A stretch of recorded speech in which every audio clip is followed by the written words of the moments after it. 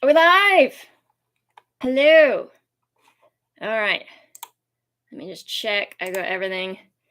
The anon form got shut down as I was in it. Yeah, sorry. I just needed to. I closed it. Because I figure if you're awake now, send me a question here. But if you want an anonymous, yeah, okay. I didn't think of that. Hang on. Where'd that thing go? There's this thing I use for my camera that just always disappears. Oh, look, see, it's done the thing again. Did I? Yeah, okay. Would just be better if I had a if I had a better camera to begin with. Yeah. Okay, so is everything working well is the first question. So if someone can confirm. Hello! Hey, you sent me a question. I wasn't sure if you'd be here. So we can have a look at that in a bit. I realize also I probably should have set this up on OBS so that I can actually put things from the form on the screen. But I didn't do that. So here's me not doing a great job at being like a real YouTuber, but I guess I'm not anyway. So, yeah, wow, okay. Hi! Crow Coffee. Crow Coffee. Hey! Oh, wow. So everyone who was using the form anyway is turned up. Okay, well, so shall I start with the form questions and then you guys can ask me any other stuff? Yeah, usually I would have therapy around this time, but we've moved to fortnightly sessions because I've only got 4 left on the mental health plan, and then after that I have to pay for it myself, and at least until the end of the year, until I can get more therapy sessions. So that's one reason for moving to every 2 weeks, because I'm, like I won't be able to pay for it every week. So I'm sort of dragging that out a little bit. Also, she gave me some homework, and like doing weekly, I just didn't have enough time to do the homework because it involved like noticing things about my emotions. But I think particularly with like Marley and a few other things that have been going on in life, there was just too much happening for me to sit down and be like, okay, so am I feeling an emotion, and all this kind of. So yeah, maybe with 2 weeks I'll notice stuff, but there's still been things going on like Centrelink, huge anxiety. I'm doing a bit better today. Some of my muscles still feel a bit like but not as bad as yesterday. God. And I was expecting my back to be the thing that felt the worst, but no, it's my arms and my legs. So maybe I did too many back stretches and too many of those exercises and just forgot about the rest of my body. Who knows? Anyway, so random tangent rambling prompts. Yeah, sorry, I did close the thing a little bit before starting the stream, just so I don't have to keep refreshing it. So sorry about that. I did say I was going to check it the night before or something, so there was no guarantee I was going to see anything that came through afterwards. So the first response: who are you? Rafael Lopez. So you're here anyway. How may I ramble for you today? What are you doing for Halloween, and have you seen any good horror movies lately? I'll start with the horror movies thing first. I don't actually really. Yeah, sorry. But maybe when I organize the next live stream, maybe I'll set up the form again and just jump in a little bit earlier, and maybe I'll try and keep the form open until I actually start the live stream, or whenever I pull it up.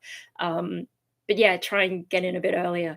But yeah, so I didn't get like bombarded with ridiculous responses. So I think this is something that we can probably do for the next live stream. I don't know when that's going to be. I've got to just like look at my life and when things are happening and figure out when's the best day. But yeah, I did well to give you guys like a few days notice for this one. So hopefully the next one I'll give enough notice as well. And hopefully it'll actually show up, on my channel sooner. I didn't actually check, when it actually went up and started notifying people, but I guess I can post in the community tab, or I can mention in videos, because I'm trying to do daily vlogs now, or daily uploads of some kind. Anyway, getting distracted. Horror movies. So I actually don't really watch horror movies, which may be surprising to some people, I guess, given I, have the goth aesthetic when I can actually be bothered and not just be in this lazy sitting around the house, day pajamas. So yeah, I don't really watch horror. At the moment, I'm watching Dexter. I'm up to season 3. I watched and I got this cool. This is one of the things that's fun about DVDs that you don't get when you're just streaming everything, is the fun cases and stuff. And I think I would have bought this while Dexter was still a thing. So yeah, they put a bit of effort into it.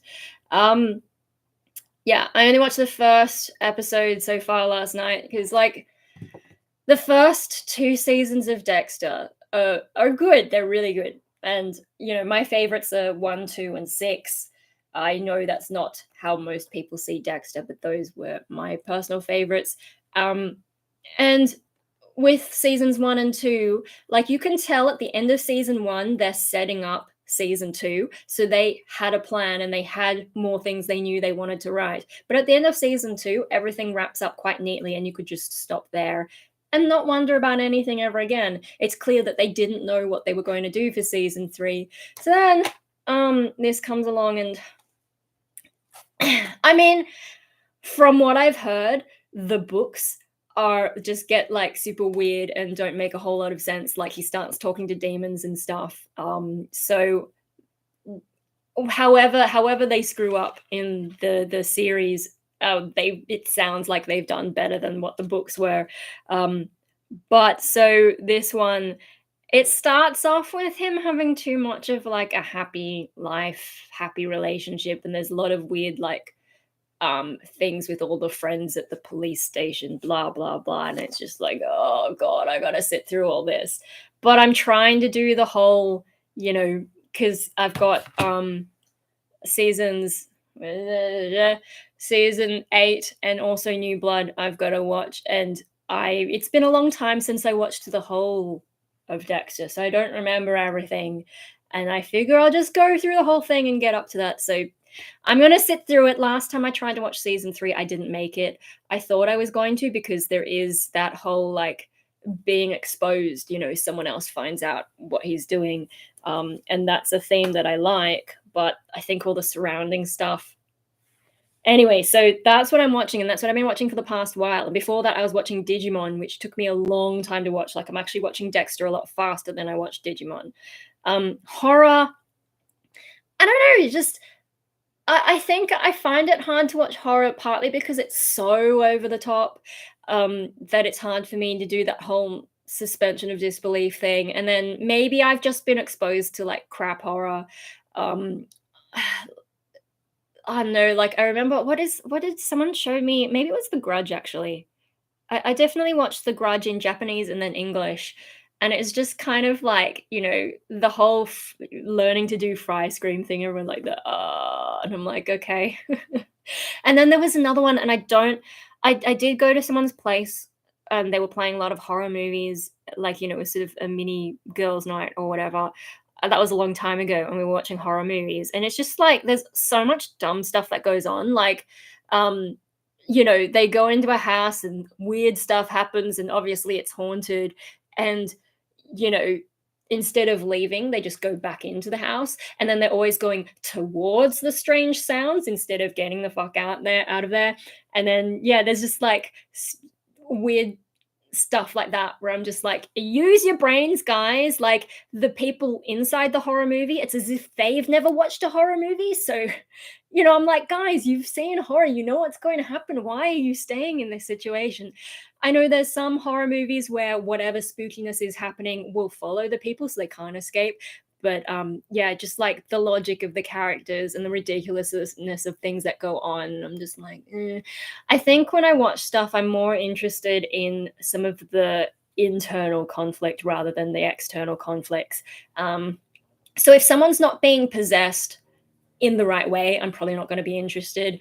That said, I haven't watched things like The Exorcist, which, I probably should, but I just can't be bothered. I don't know, something about the horror genre, I'm just not that interested. So the first part of the question, what are you doing for Halloween?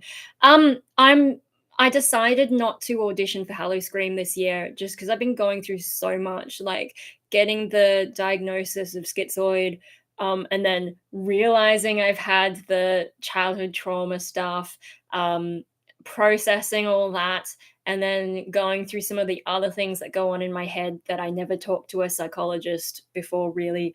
Um, there's just too much going on, and also, like, my mood has been more of a shit show this year. Uh, so I just was like, I can't do it, and physically tired as well. I don't think I would last. I really need to get my life back together, and so this year, Scream just didn't seem like a sensible option. Um, and especially trying to deal with Centrelink stuff as well. I just can't have all that going on at once. Um, and Scream. So apart from that, also this year, Scream is their 10th anniversary. So they're making like a big deal of it and bringing back a lot of old characters. Apparently, there's like, well, from the sounds of it, there's going to be heaps of characters. So probably it would have been easier to pass the audition this year because they need so many people. Um, and I guess COVID's less of a thing. But because it's the 10th Scream, they're also doing it for like 11 days straight. And with me in this current situation that I'm in and what I'm going through, I don't think I would last 11 days in a row, which I think is legal under the award for like doing shows and stuff. So yeah, I'm not going to survive that. In the past, I did 2019 and 2021. I'm actually wearing my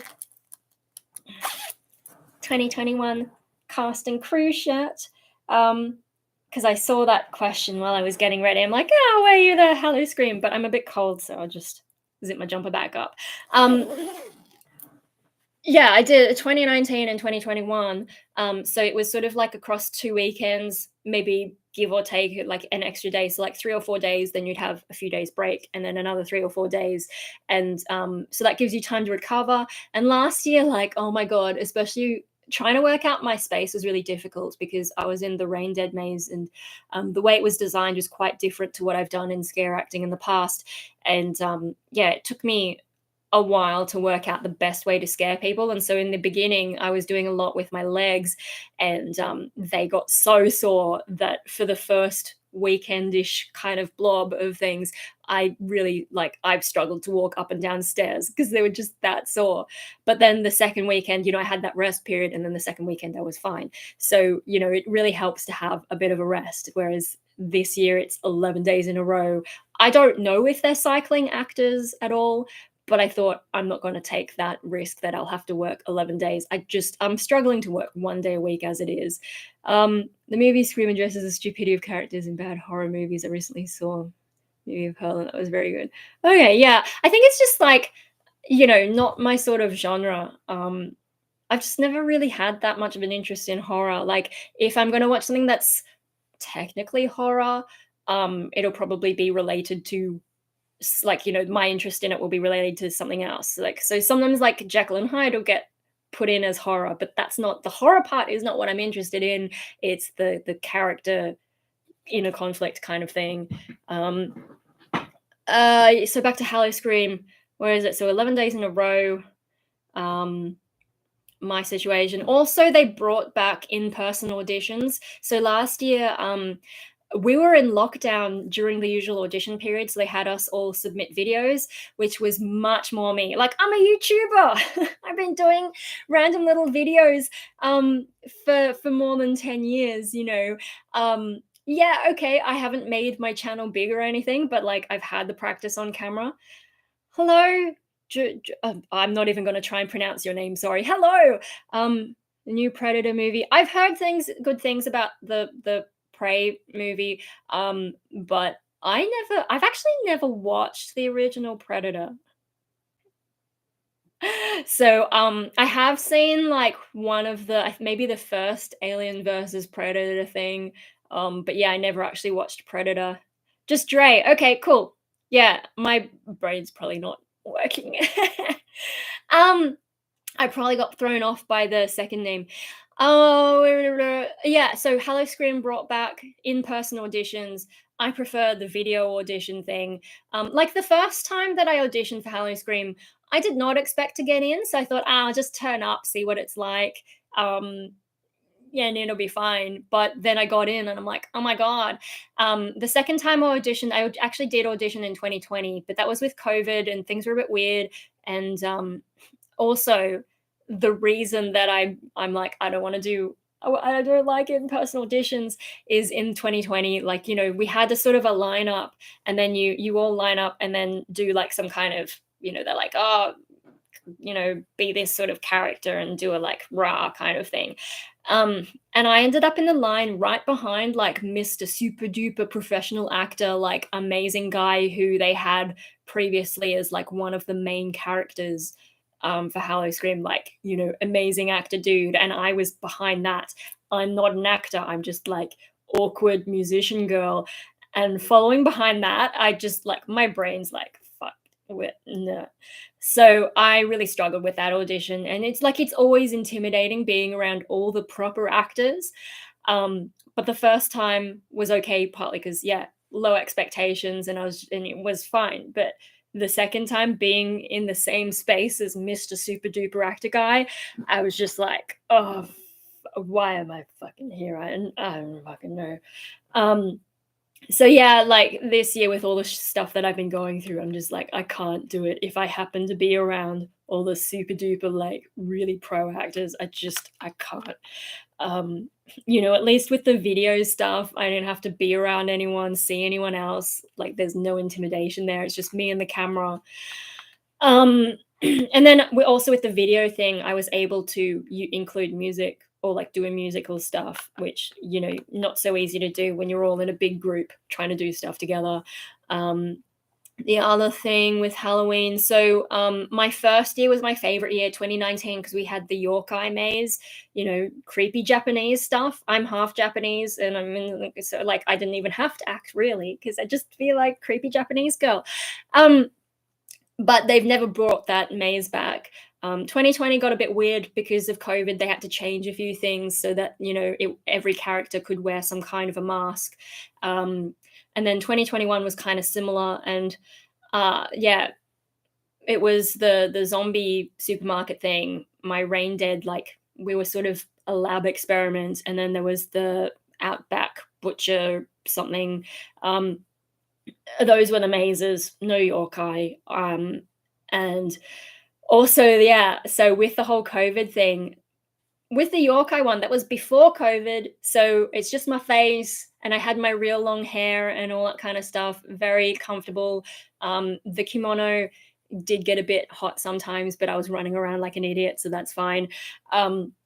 With Rain Dead, the costume that I had is I had a surgical mask underneath a latex mask, and that got so juicy, especially like late October, and we're in this big thing and it was, getting warm in there. And so I was just sweating terribly. And so every break I changed my surgical mask, wiped out the inside of the latex mask and sprayed it with some stuff, and just like, it was gross. It was juicy under there. And so if they're doing similar things this year, I just like, I don't want to end up in having to wear all that again. Like, yeah, okay, I could shave my hair again.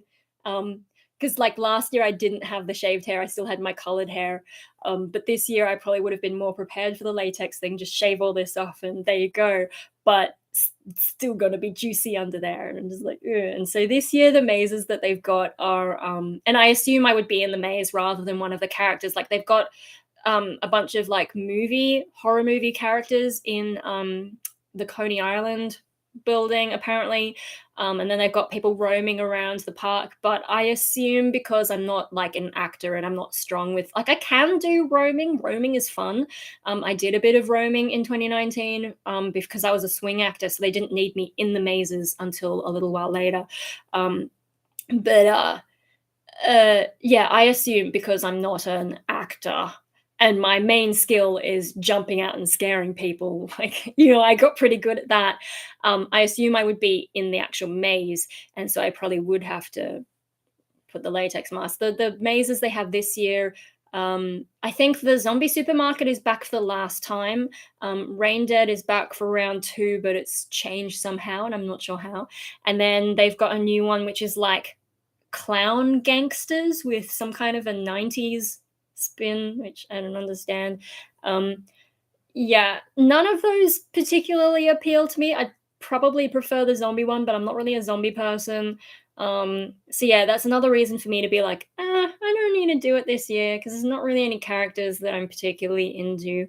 Um, yeah. So that's why I'm not doing Hallow Scream. And then as for the rest of Halloween, I actually if Hallow Scream had never come along, I would still not care about Halloween. The scare acting is the only thing that I enjoy about Halloween, really. Everything else, like I've just never really gotten into it.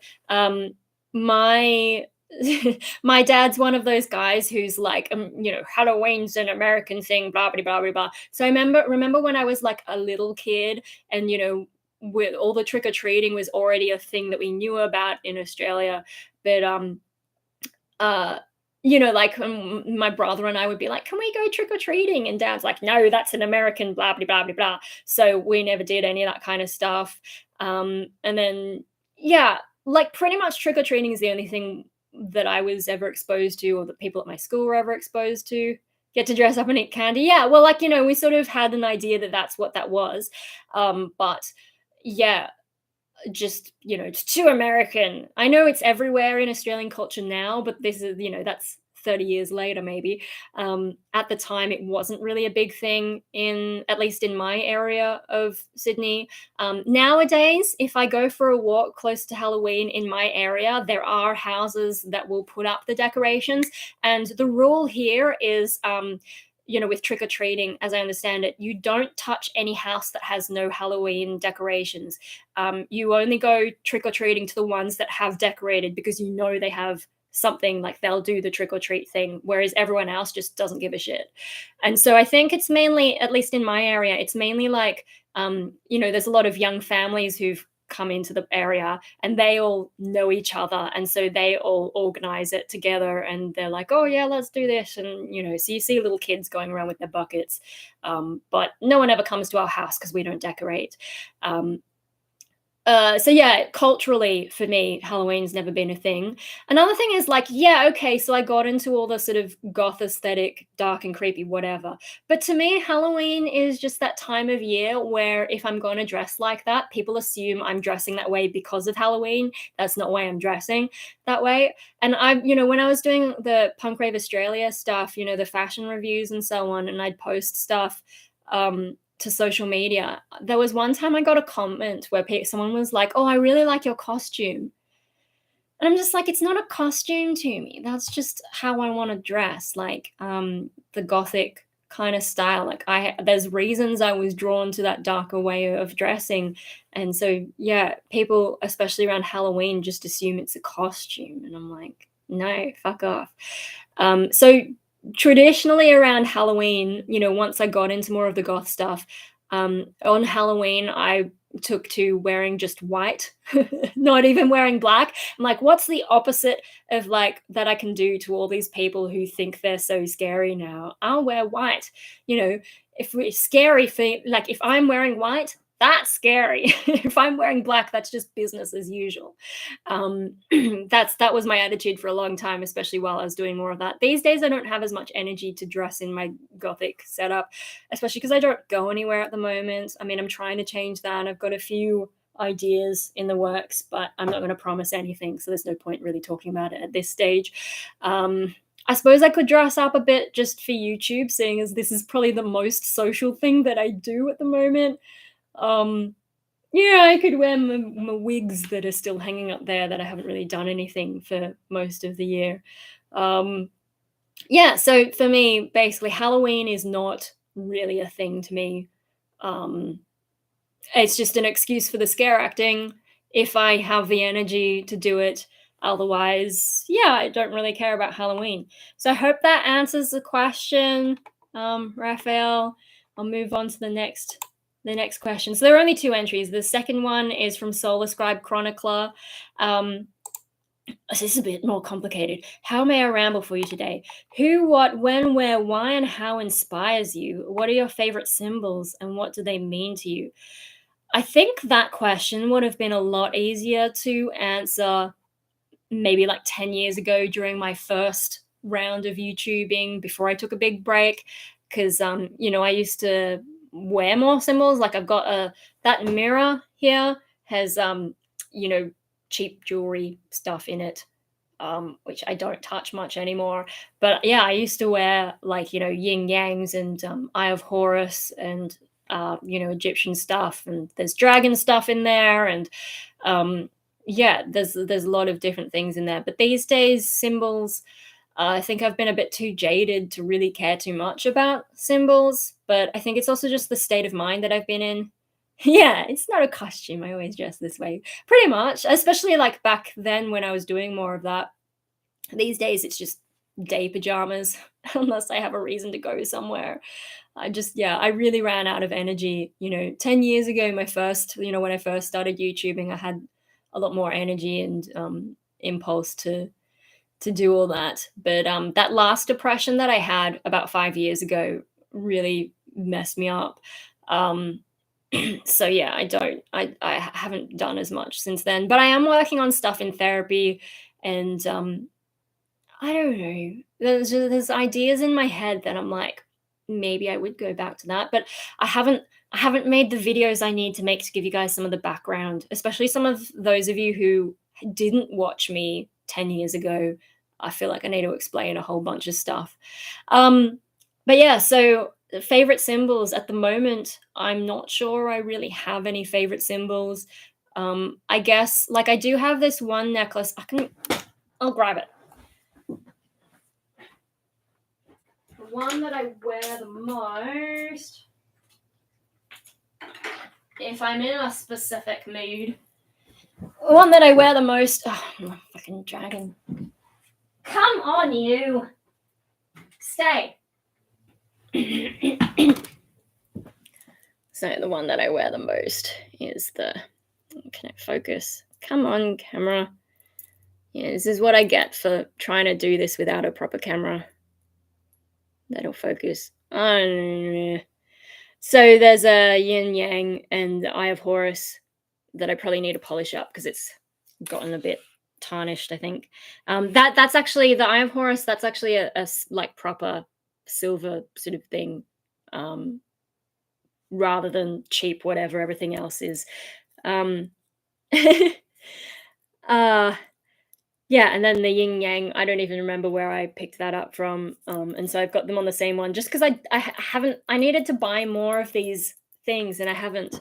So I guess, I could just put all the little symbol things in a thing and just make a necklace whenever I thread them on whenever I want to wear them. But so that's the one I wear the most when I'm in a very particular mood and I just, have an impulse to. I actually made a yin yang necklace years ago. Yeah, it's a cool little symbol. And in the absence of anything better, that's one that I probably go for the most. And yeah, it helps being a famous symbol because then I can use it. I can write in emojis. So the whole destructionism thing, I can use it in that to create you must first destroy. So that's probably the closest to a favorite symbol at the moment. Probably depends what mood I'm in. Yeah, but yeah, a lot of Egyptian stuff in the past, dragons and so on. I think I've got like a razor blade necklace in there, which is kind of fun because when you take off this, there's a little razor blade there, which he doesn't actually wear, but they've done it for the artwork. And when I opened it last night, I'm like, I've got one of those. So that's another one that I wore. I've also got like a necklace my grandparents got for me from Egypt that I think is actually gold and has my name on it. Although I think one of the letters is a bit dodgy because they misspelled it originally and then they had to redo it. So yeah, that's what I've been told anyway. As for like what inspires me, I think that's really hard to answer particularly because, for the past few years, I've been quite flat, and so I haven't really felt inspired. But, the main inspiration in my life is some psychological stuff internally that drives me to do all the things that are darker and so on. And so I will make some videos that go into more of the weird shit in my brain when I get a chance, which hopefully I'm starting to work out a bit more. Hopefully life is settling down a bit and I can do that. Um, but like in terms of external things, it probably all relates to the stuff that's going on in my head anyway. So like, I've got like the videos and things that I watch. So like, um, is there really inspiration though? I'm not sure. It's hard for me to identify inspiration, I guess, because I have been so uninspired and unmotivated. Um, so yeah, I would probably put it down to my internal psychology at the moment. And hmm, yeah, I don't know, because I don't really go for like celebrities or like, even in metal, for example, I don't really have any favorites or role models. I mean, like there's bands that I listen to more, but inspired by them, I don't know. It's hard to say because a lot of the things that I do now are things that I set up for myself in the past. And because I don't know what to do with myself now, I kind of just do what past me set up in the first place. So it's hard for me to recall like what was the reason or the original reason that I do the things that I do. Um, and then I think also the way that my mind fluctuates. I might be inspired briefly for a period of time and then just get over it. Um, the novelty might wear off, or I might be in a different mood. And so, yeah, the things that inspire me probably shift a lot. So it's a little bit difficult to put my finger on it. And especially at this point in my life where I'm not thrilled with anything in particular. I guess that's like, being having the lingering depression and the effects also of 5 years ago. Nerdy locks. Hi, how's it going? Yeah, things are okay, I guess. It's always interesting when I see it that like someone pops up and I don't recognize the username. Because yeah, I don't know. Are you new here or have you been lurking for a long time? That's always the question. I know there's a few people who sort of lurk watching my videos but don't say anything for ages, and that always interests me. Because they're the sort of mystery people. So yeah, I'm sorry I can't really answer what inspires me, especially in that amount of detail. Probably the why is the easiest because it's the internal psychology stuff, things that I find relatable. Like with Dexter, especially the first season when he's talking about how he doesn't understand people and why are people doing all these things, why do they care about stuff that doesn't seem important. That stuff's relatable, but particularly around the first episode I've gotten back to, and he's, oh my god, and the girl's pregnant and they're just why it was going so well, and then you had to make him human. He was more relatable when he was less human. I think though, like, the writers probably, because the writers are probably not as screwed up as someone like me, they're thinking, how can we make this character more interesting? And to them, being more human is more interesting. Anyway, I'm getting off track. So inspiring me, who, what, when? When would be when I'm in particular moods. Where inspires me? I don't know if locations mean that much to me. Why? My psychology. How do things inspire me? I don't think I've thought about that. That's really complicated. So that's a tricky question, and I'm sorry I can't entirely answer it. But that's my attempt at answering the questions that came through on the form. And I guess now, if anyone wants to ask me stuff and go on more of a ramble, have at it in the chat. I'm just gonna have a drink. Oh, my nose always gets a bit funny when I've been talking for a while. I found you because of one of your covers a month or two ago, but I stop in here and there. Oh, cool. Yeah, I want to do more covers. got another one coming up. I'm just waiting. I'm actually doing a collaboration, so I'm waiting for the backing track for that. Um, Hi, how are you doing today, my amazing friend? Um, Hello. I'm doing okay, I guess. Usually I'd be at therapy. I'm not. I think I slept okay. I've been having a lot of sleep issues lately. Um, but yeah.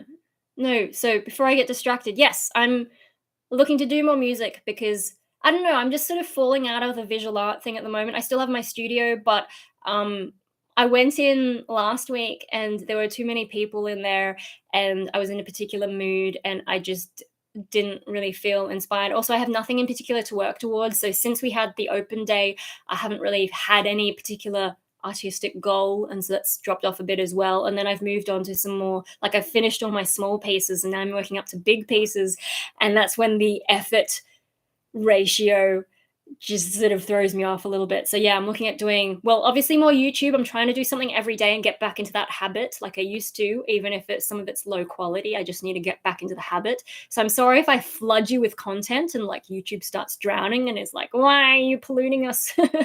But yeah, no, music is something that I've felt a push towards recently, especially with things going on in my head. How am I doing today? Doing okay. Slept okay.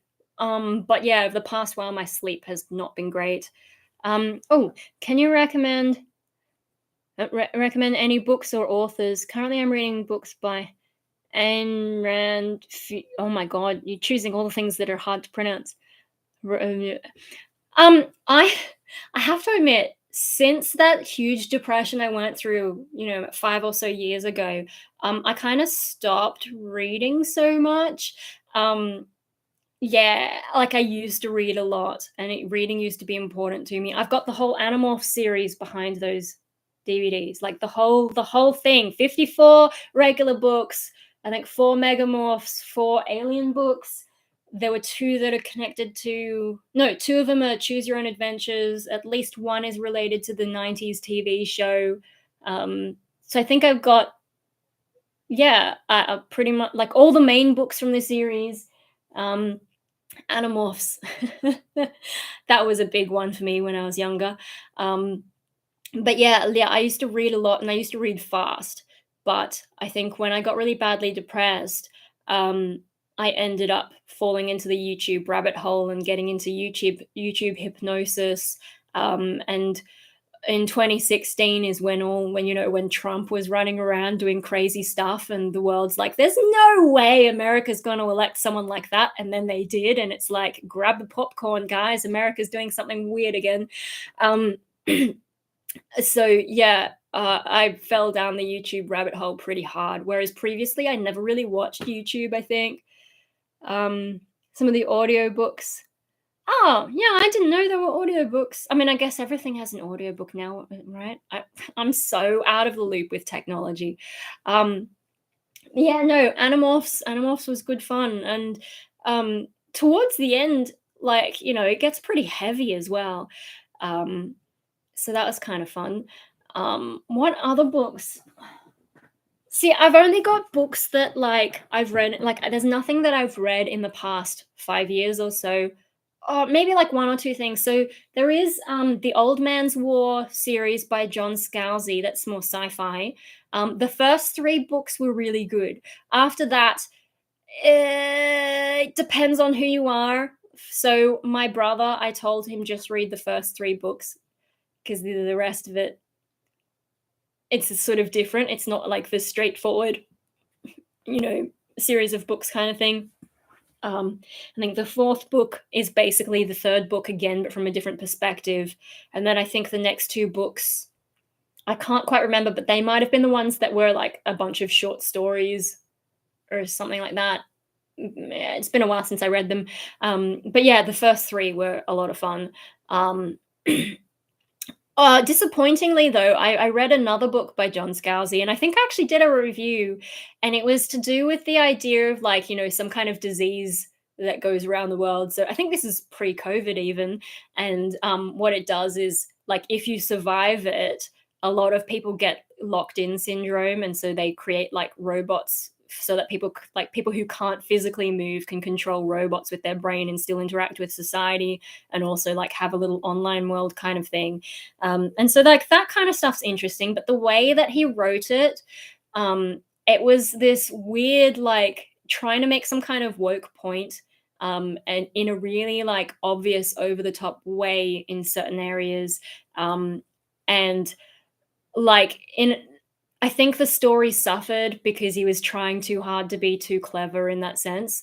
The way that the story resolved is just like he conveniently happens to know the right person who can do the right stuff in software to solve the problem. It's like, you know, he just happens to meet the exact person he needs. It wasn't a clever ending or anything. It was just like, yeah, so he was too busy focusing on his message instead of like having a good story and a good conflict and resolution. So, yeah, John Scalzi, Old Man's War. That's the only thing I can recommend. The first three books. I was less impressed with. I think it was Lock-In was the book, and I was just like, yeah, like I read the whole thing, but yeah, I think he did go on a little bit too long with it. I mean, it might be something that some people are into, but I just found, yeah, he was trying to be too clever, and yeah. I mean, the twist with Lock-In is that he gives the main character a sort of gender neutral name that could be either male or female, and it never actually tells you whether or not this character is male or female. And you know, the fact that they're using robot bodies as well makes it harder for that. And so he's too busy playing with the gender issue. And I think there might also have been one character who had a split personality, but it wasn't really touched on in any meaningful way. So like there were other issues, like in terms of if someone's locked in and they've got weird psychological things going on, what happens when their brain connects to the robot body. He could have explored that, and he didn't really. Like it was just sort of an illusion and a brief thing that's touched on and not really looked at properly. So yeah, he focused too much on the gender issue. And I think the audiobook, I think there's two versions of the audiobook, one by like narrated by a female and one narrated by a male. And so he was too busy focusing on gender and not focusing on the story and like what could happen with the story, and then giving this easy way out. You know, everything looks like it's going to shit, but he just happens to meet and happens to know the right person who can fix everything, and happily ever after. It's just like, come on. But yeah, no, the first three books of Old Man's War, they were good. And you don't really need to read past the third book. You know, I there were some interesting ideas, especially in like some of the short stories, and they do kind of connect up, but you don't really need to read them to get the best of the series. It was sort of like, you know, he's finished the trilogy and then goes back and has some extra ideas, but it's not really that essential. So yeah, it did go on a bit too long. Otherwise, most of the things I've read are a lot older. I can have a quick look. Most of the books are up here. There's some more DVDs down here. Oh no, there's some more kids stuff. I can't see what the authors are like.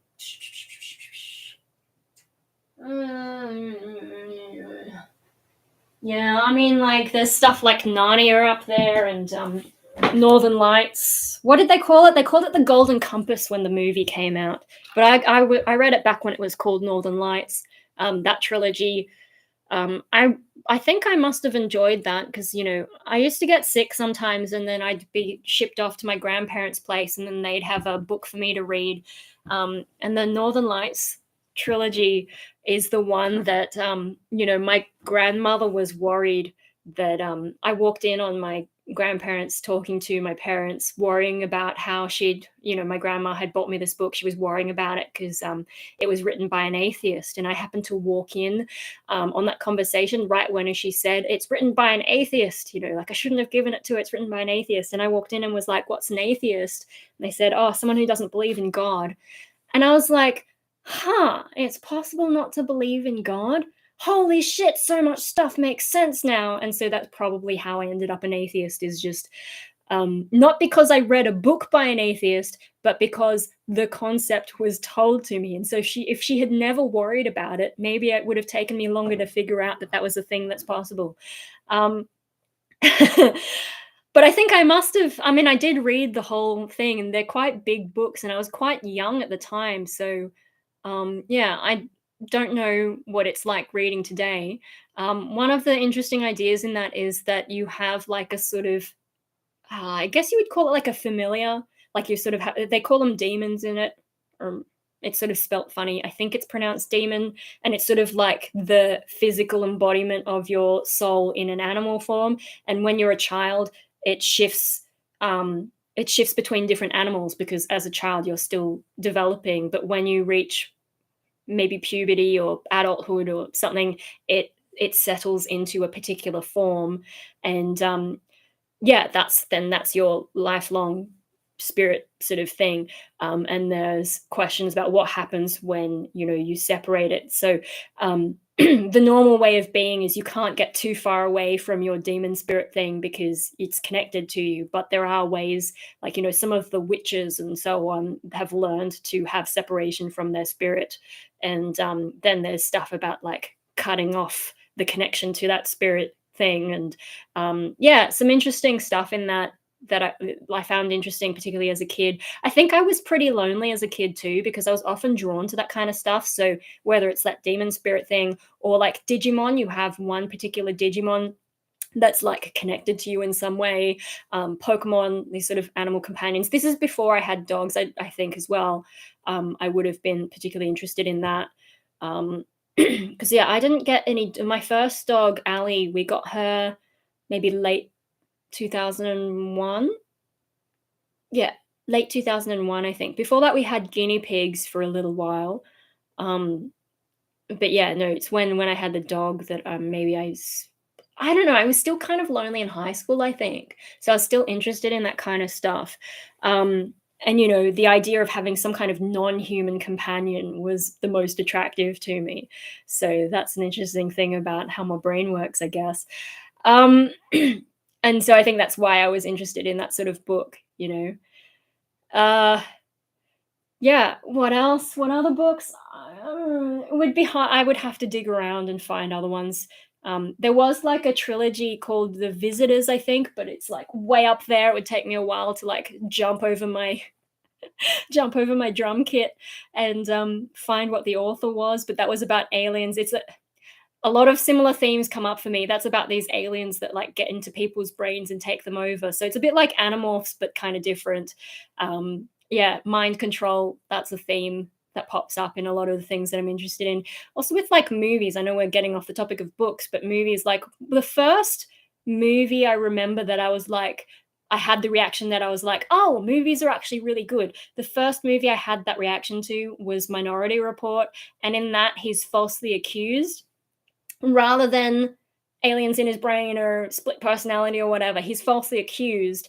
But as he goes and tries to prove his innocence, he has a moment where he wonders, oh shit, maybe I am capable of the thing I'm being accused of. And that shit, that's another theme that I'm into. Uh, there's a lot of predictable, like the inner conflict thing is a big theme that I go for. Oh yeah, Earthsea. I enjoyed Earthsea. I can see that book there. Earthsea, especially the first book and the second book.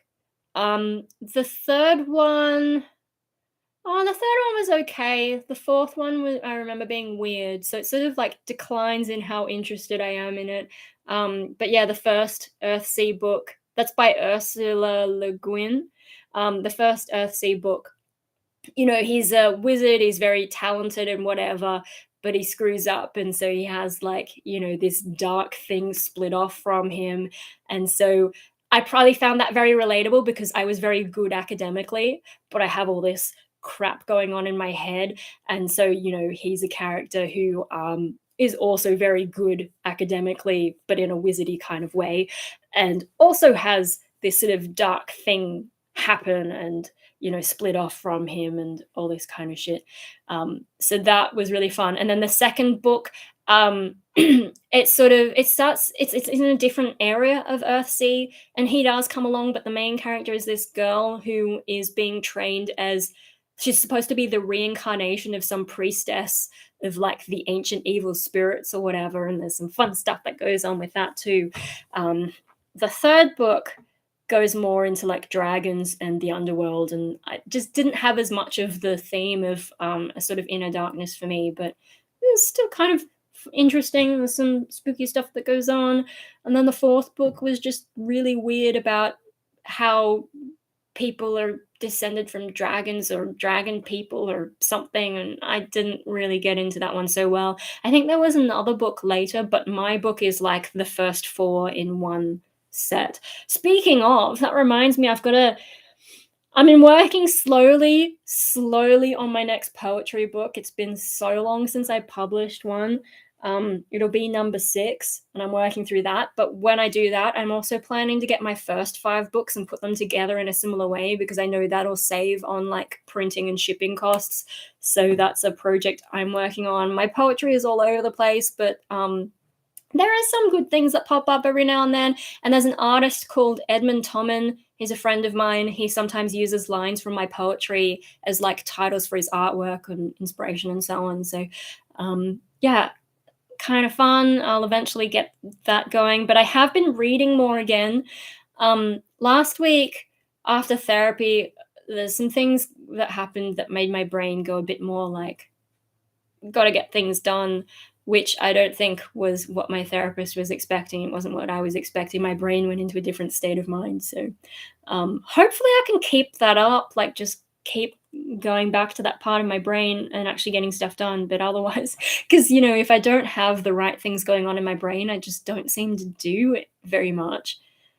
Anyway, I'm getting off. What was I talking about? Books. Yeah.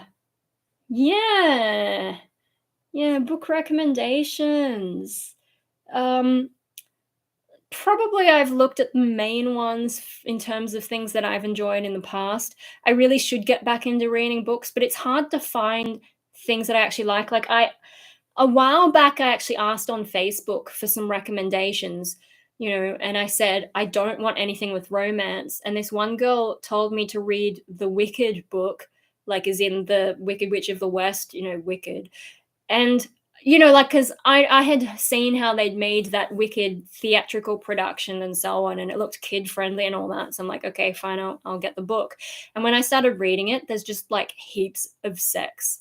And I'm like, thanks! So I don't trust people who give me book recommendations now. And I eventually had to unfriend that person or maybe block them, I don't remember, because they kept inviting me to, like, poly meetups. Like, yeah, weird poly relationship meetup things. And I said, hey, I'm not into this. And, you know, I'm asexual as well. Can you stop inviting me to these things? And she was like, oh, yeah, sorry. And then kept inviting me anyway. And I'm just like, well, you can fuck off. You know, the thing, like, you know, I don't mind what other people do. That's fine. But don't bring me into it. And I think, I'm not sure if that was maybe connected to some kind of BDSM thing as well, but like consent is a big thing in that world. And so can you like please respect my side of the things instead of just assuming that I want to go to your poly events? Like, come on. You know, I can respect what you're into. Can you respect what I'm into, please? Or not into? Stranger danger. Yeah, I don't know. I think I met a lot of people through music a while back, but it's been a long time. And yeah, I don't know. Some people just get so caught up in their own interests that they just don't realize that no one else gives a shit. They just assume that everyone likes the same stuff as them. And I'm just like, go away. Go away. I don't have to be into the same stuff as you. Jeez. So, yeah. I don't trust people book recommendations because I know very few people have thoughts even close to what I'm into. So yeah. Another thing with Dexter at the moment. Oh my god, like Dexter's always had, you know, some of that nudity. There's a lot of boobs on Dexter. But yeah, the first episode of season 3, there's way too much sex, and I'm just like, get on with the story. Come on, guys. Yeah. The downside of I like being different, and so like I think I've just made it into like some kind of a trophy in my head if I can be different and be weird and so on. But the downside is that like no one gets it, and you're always stuck with all this dumb crap that everyone else is into, and I can't understand it. And yeah, I think I've gotten better at keeping my mouth shut and realizing that I just don't think like other people, but in the past I would say stuff and yeah, not expect the response I would get and the pushback and so on, and just like, why is everyone like this? Why don't people get what I'm on about? Oh, it turns out I just don't think the same way. And I think that's another thing this year is just like realizing exactly how different. Like I've always known that I'm different, but there's some really fundamental stuff that I just have never really understood. So yeah, it's been a weird journey this year, I gotta say. Oh.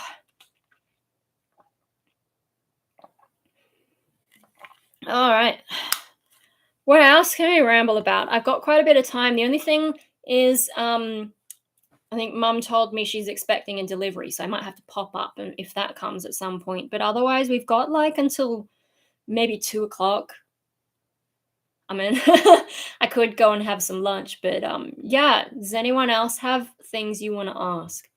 Otherwise, I'll just have to find something random to ramble about. Oh my god, this arm in particular. So, like this week in bonsai, I worked outside the whole shift, except when I was helping out on the Facebook page and having lunch. I went inside for that. But yeah, no, I was outside because it's spring in Sydney now. Everything has just grown a lot, and so I was trimming and weeding a whole bunch of stuff, and it looks neat, but it was really repetitive work and physically I thought my back was going to be sore because I had to I had a little chair, but I was like constantly picking stuff up and like working over a bucket, and my back was getting a bit so I'm like trying to stretch it the other way and getting up and stretching it. But I think actually somehow my arms and my legs are what got the most sore. And yeah, so getting the maples, taking out the weeds and then trimming off the tops because they've really shot up, and you have to do that before it gets really hot, because once it gets really hot, if they put out the new shoots, they'll get burned, and it's usually you don't really want that because the new shoots are so delicate. And these are trident maples. I'm not sure if we have any Japanese maples. I know that the place we share the land with, they have some Japanese maples, but I'm not sure if we do. I think it's difficult to do Japanese maple bonsai in Sydney. You have to really care for them properly because our climate is not the greatest for them. Trident maples are a bit hardier. I just found a knot in my neck as well. And then azaleas, and I think there were some olives that I was trimming. Just like everything in that front area where our bonsai are. Just the starter plants. So we have starter plants as well as bonsai because, we run classes and we sell pots and like all the things you need to make bonsai. So yeah, wow, I'm so sore. Wow, really? You guys aren't that chatty. Because, sometimes we get right off on some crazy tangents. Well, I don't know. What else can I talk about? I'm here if you want something you want to ask.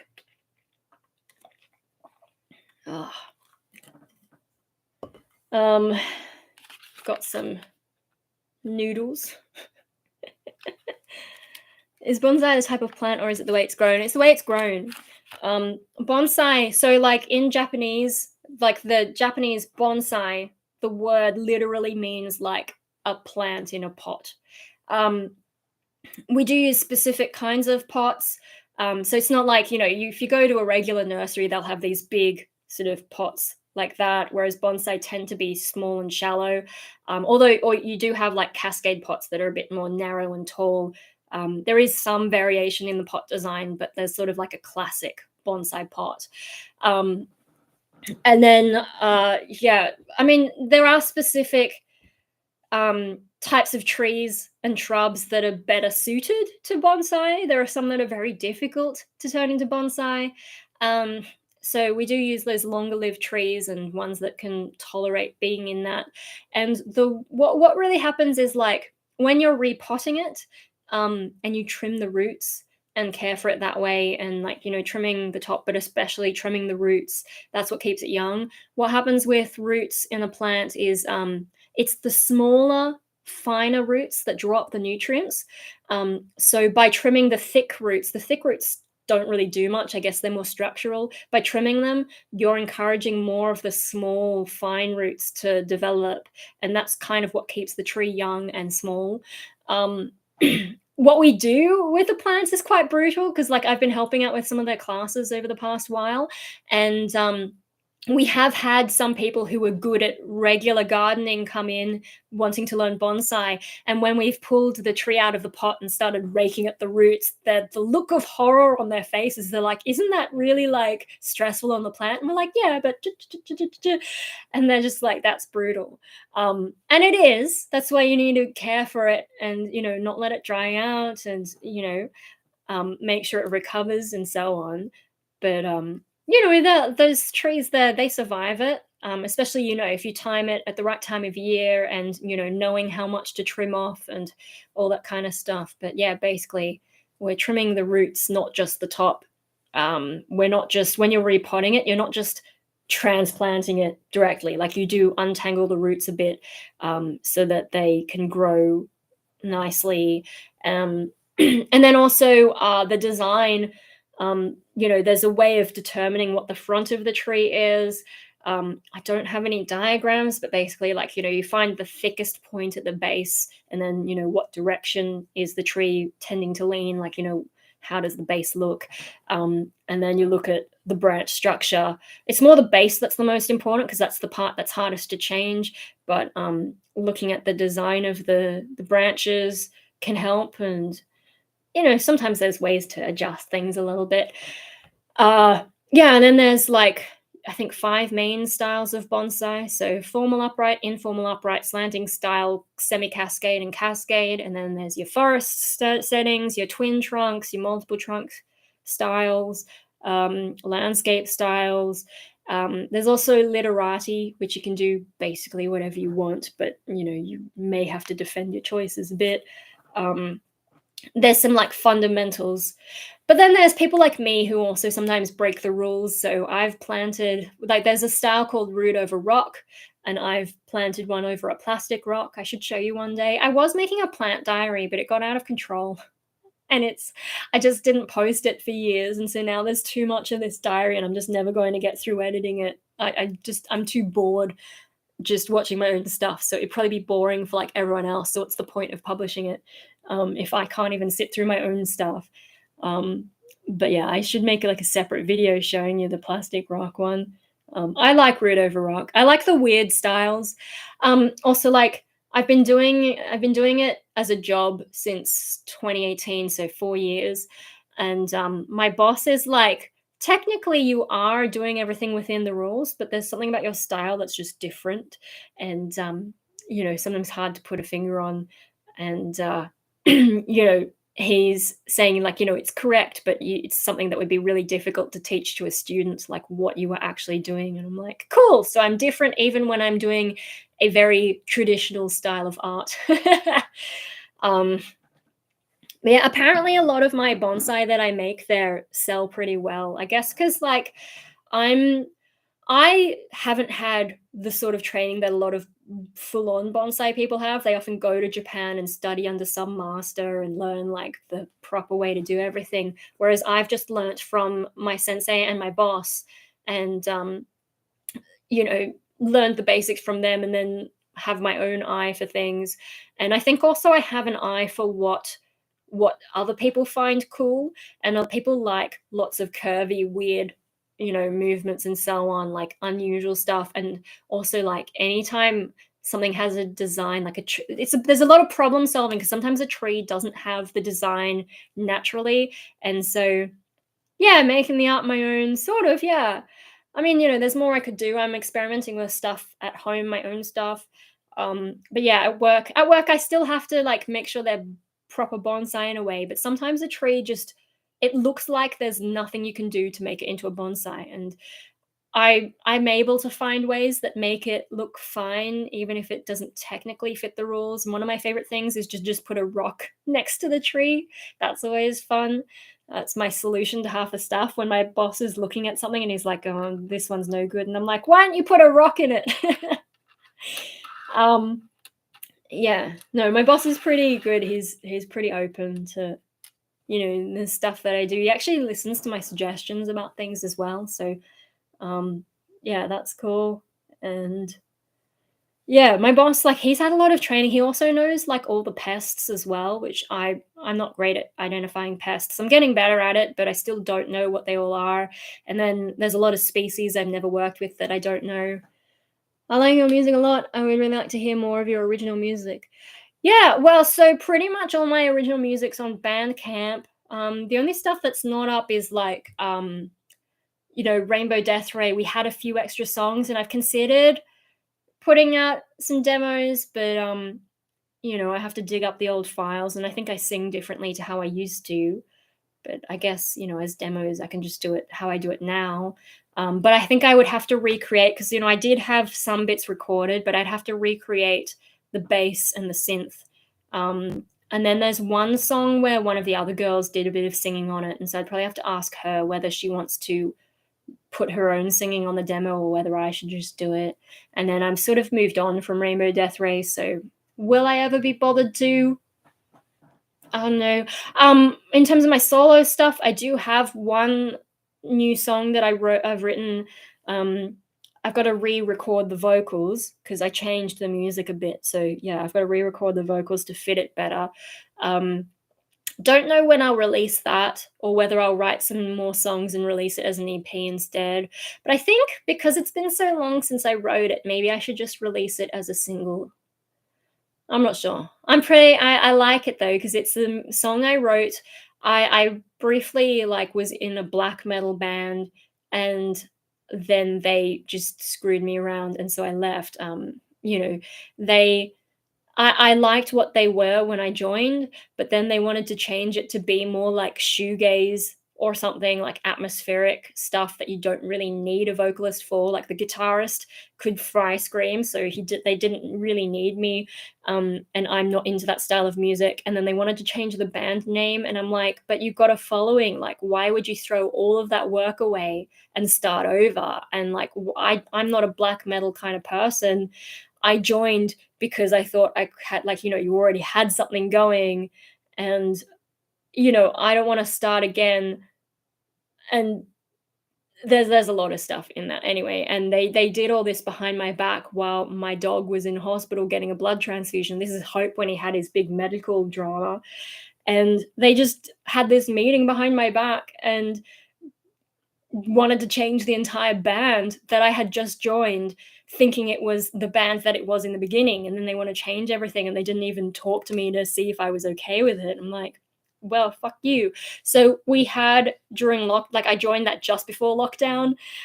During lockdown, me and one of the guitarists had started writing a song, and I actually really liked my vocals from that. So when I left the band, I took my vocals with me and then wrote a new instrumental to put it over. So, completely got rid of his part and made it into my own song. And I actually really like it because I actually used more of my voice and more of what I'm naturally good at in that one. So yeah, I should get onto that. I should record it at some point. I guess trying to record stuff for YouTube and also having time to record for music. I've got to get my time management sorted. My nose is going funny again because I've been talking too long. And I've even been using the nasal spray to try and control it, but it still feels funny when I talk too much. Anyway, so that's some music that's coming. And then I'm sort of looking at what other music can I write? Can I get onto? And so I've been talking to someone about, maybe doing some metal, but it's going to take a while, I think. It's hard to find a band in Sydney. And even when you find someone who seems like they're okay, it turns out they're into some weird conspiracy theory, anti-vax COVID denying kind of thing. And it's just like, come on. There was one guy I tried to start a band with, and he was really like, he actually wrote music, which is great because then I can just focus on the vocals and the other aspects of being in a band. And we started writing a few songs. Patreon knows about this. We started writing a few songs, and the first one was fine, and then the second one was actually based on another song I had written. And then the third one was taking a long time because that's when he decided to get all prog and make like a 7-minute song or something that was just going on and on and on. And then the fourth song was just sounding really crap. And so musically things, started off good and then got crap very fast. But then, when lockdown happened again, that's when he started posting all his conspiracy theory nutcase stuff on his wall. And I was like, okay, I'll try and be tolerant. People have different views, blah, blah, blah, blah. But then he came onto my wall after I made a post about something and started left me all this stuff on my wall. So not only can I not pretend that he's just posting this stuff to get likes and stuff from people, like now I have to admit, yes, he's serious that he believes all this stuff, but also he's trying to have an argument with me about it. Like I was leaving him alone about his crazy views, and then he's coming to me and being like, no, this is and I'm just like, I can't work with someone who's I mean, having the view already being that crazy, enough of a I'm not sure about that person. If I had known that he was one of those conspiracy nuts from the start, maybe I wouldn't have started the band, tried to start a band with him. But once I was already in there trying to be tolerant, and then he just comes at me anyway, and I'm like, well, that's done, innit? So sometimes you just find that you try and start something and you find out that they're just not someone that you can work with. And yeah, musically things weren't going well anyway. What can you do? That's one of the reasons that at least if it's solo, I know that the craziest person is just me, because it's just me anyway. But it's harder to keep up the motivation because then I'm the only person I have to let down really is me. There's no one else in the band who's waiting for me to do stuff. So yeah, I've had a lot of setbacks trying to find people in Sydney who are actually sane and nice to work with, who aren't going to do shit behind your back, who aren't going to suddenly berate you with weird conspiracy nonsense. Yeah, and a lot of musicians from Sydney's scene, especially the metal scene, they moved either to Melbourne or Brisbane. Sydney just sort of lost a lot of that. Everyone else who's serious seems to already be in a band, so they don't have time for new band, and there's just slim pickings for everyone else. Or else, there have been some people who've wanted me to be in their band, but their style is just not what I'm into. Then there's also the unreliable people who will say that they're going to send you something and then never do. So, and yeah, then also there's all these people who particularly in Sydney's metal scene, everyone seems to be into those hardcore fry screams. Not even just in hardcore and metalcore. There was an industrial metal band they auditioned for, and they had a fry screamer before, and I don't fry scream. They had been asking me for years to audition, actually, so they knew what my voice was like. But when I did the audition for them, I did 2 different versions of each song, one with my own lyrics, one with their old lyrics, and that's for 2 songs. So 4 tracks altogether I sent them. And they knew what my voice was like. And then they're like, oh, no, we love what you do, but it's probably not the right style for us. And I'm just like, stop wasting my time. And then there was a band in Wollongong I auditioned for. And it's the same thing that I had sent them a sample of what I've done in the past. And then they got me to write lyrics for 2 of their songs. And I did that. And then they're like, oh, we think you'd suit something different. And it's because I don't fry scream. And also because they just waste my time. I'm not writing lyrics for anyone anymore, I got to tell you, because they keep doing this where they've heard my past work and then they want me to write stuff, and then they're going to say no anyway because I don't have the right voice. It's like, why can't you just listen to the stuff that I've done in the past and tell me no on the basis of that, so I don't have to waste however many hours writing the lyrics, recording the lyrics, mixing it all together.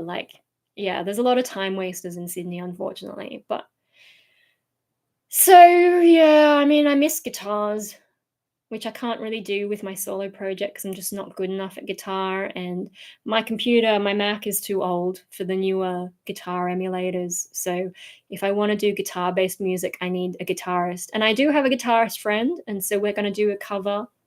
That sounds difficult, to rely on people for things, but then they can't follow through. Yeah, and this is a pattern in my life, and this is something that annoys my mum as well. So I must get it from her. But I find a lot of people are always telling me that they're going to do something for me, or contact me about something, or send me something, or they're always getting my hopes up about stuff, and then they don't follow through, and they just forget that they ever told me they were going to do such a thing. And sometimes if it's something that I'm really into, there have been times where I've followed up, but then it just goes nowhere anyway. And so I've just gotten to that point where if someone promises me something or suggests something, I don't believe it's going to happen until it actually happens. I just assume that they're just talking. They're not actually serious about the things they're saying. Whereas when I suggest something to people, if I realize that it's not something that I'm going to be able to do, I actually send them a message and tell them. But people don't have the courtesy to do that in return. It's really frustrating. And so for a while before I got the schizoid diagnosis, I actually thought, and a lot of people thought I might be autistic. But one of the things about being autistic is that you don't understand social things. And I feel like I understand social things fine. It's everyone else who sucks because they can't communicate. I communicate what's going on my end, and people just don't communicate about what's going on their end. They forget the things that they've said they were going to do. It's just like, come on, And then also, I don't have sensory issues, so it's really just sort of shallow level things that I have in common with autism. So schizoid, yeah, fits a lot better. My psychologist, we talked about the schizoid diagnosis thing, like how did you get diagnosed? And I told her, and then we sort of looked at it, and she's like, yeah, this is the thing that fits the most. She is careful to say, like, it's just a label. You don't have to blah, blah, blah, blah, blah. And I'm like, yeah, I get it, but it's helpful to have a label, so that I can understand what my issue is better. Yeah, so schizoid and depression are the things that I have. She also wrote me, like I mentioned, for Centrelink, she wrote me a psychologist report, and she had to send it to me so I could upload it. So of course I read it, and it's just, I haven't decided, but maybe I'll read out some bits of it at some point. Oh dear. But no, I feel like I need to go through some of the other things on my list of videos that I wanted to talk about, just to catch up everyone who hasn't been watching me for 10 years. Because 10 years ago, the videos that I made were a lot crazier, I think. I was less inhibited. I think perhaps in part because I didn't have many people from my real life watching. And also YouTube was different back then. Today, YouTube is very polished and sterile in a lot of corners. I normally adjust what I do now, so no big plans will be broken when people can't follow through. Yeah, I mean, I haven't really been in contact with a lot of people anyway. There's a handful of people I talk to on, like, Facebook Messenger. Otherwise, yeah, I don't really do a whole lot. I don't go out much. I don't have the energy to go out a lot. I don't have the energy to hang out with people. So it's, yeah, and I need a lot of, like, recovery time when I do most of the time, and especially at the moment, I just haven't had energy. Like, I haven't even been to gigs. I don't think I've been to a gig all year, maybe. I went to, like, the last one I went to, I think, was last year.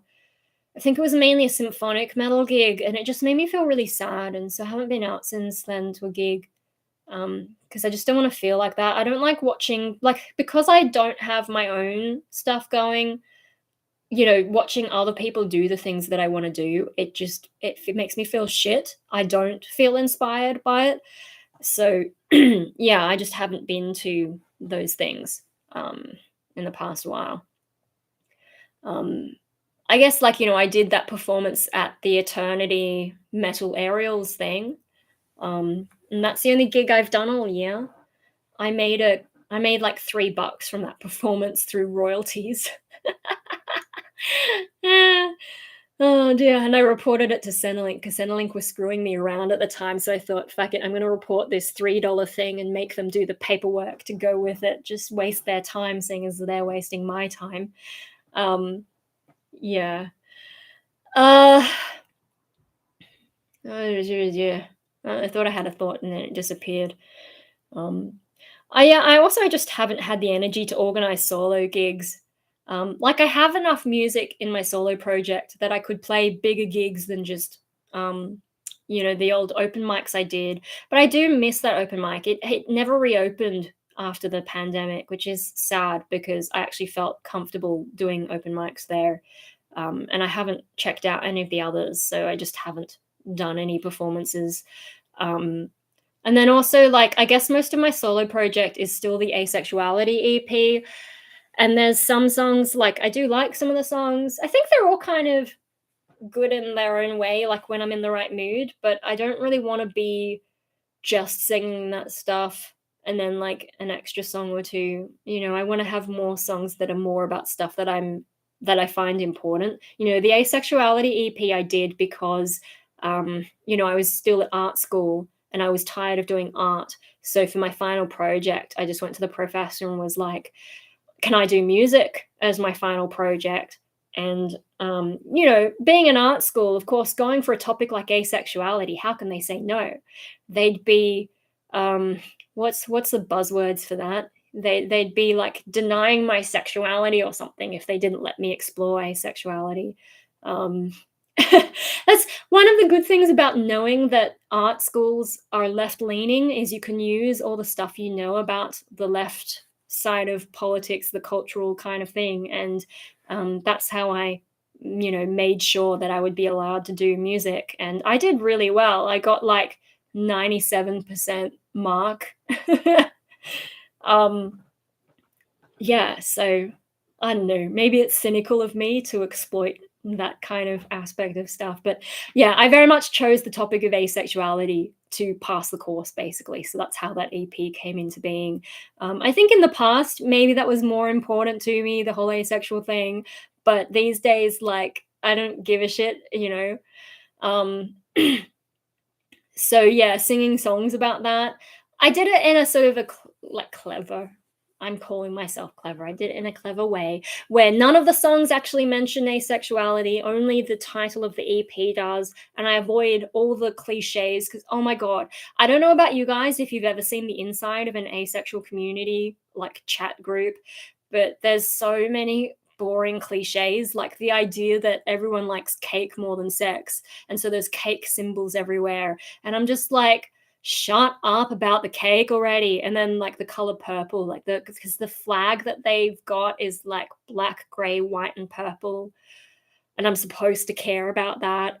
Um, all these cliches that they have in there. I'm just like, oh my god. So my EP avoided all that. It talked more about the issues, but in a roundabout way, so that sex is never mentioned. Because one of the other funny things about the inside of those asexuality groups is they can't stop talking about sex and relationships. So there's exactly the kind of stuff that I'm not interested in and I'm trying to get away from. They put in their communities, and it's just like, so yeah, my EP, like, yeah, it talks about that topic, but it also gets away from the things I hate about it. Um, you use their wokeness to get what you wanted. Yeah, I mean, I think some of like the left leaning art school stereotype, I think, is a much more American. I think in Australia, it's not that bad yet. Australia generally is more conservative, I think, just like as an average. And we're not nearly as divided as America. Like America is full of extremes. You've got the extreme left and extreme right, and that's why they're constantly fighting. Everything's just like, if you're in the center, good luck to you in America, basically. um, Here, yeah, like there was definitely a lot of that stuff that was going on at art school. Like I think I went during that was around the time that Australia was having the plebiscite to legalize same-sex marriage, and so there were a lot of posters going up around that.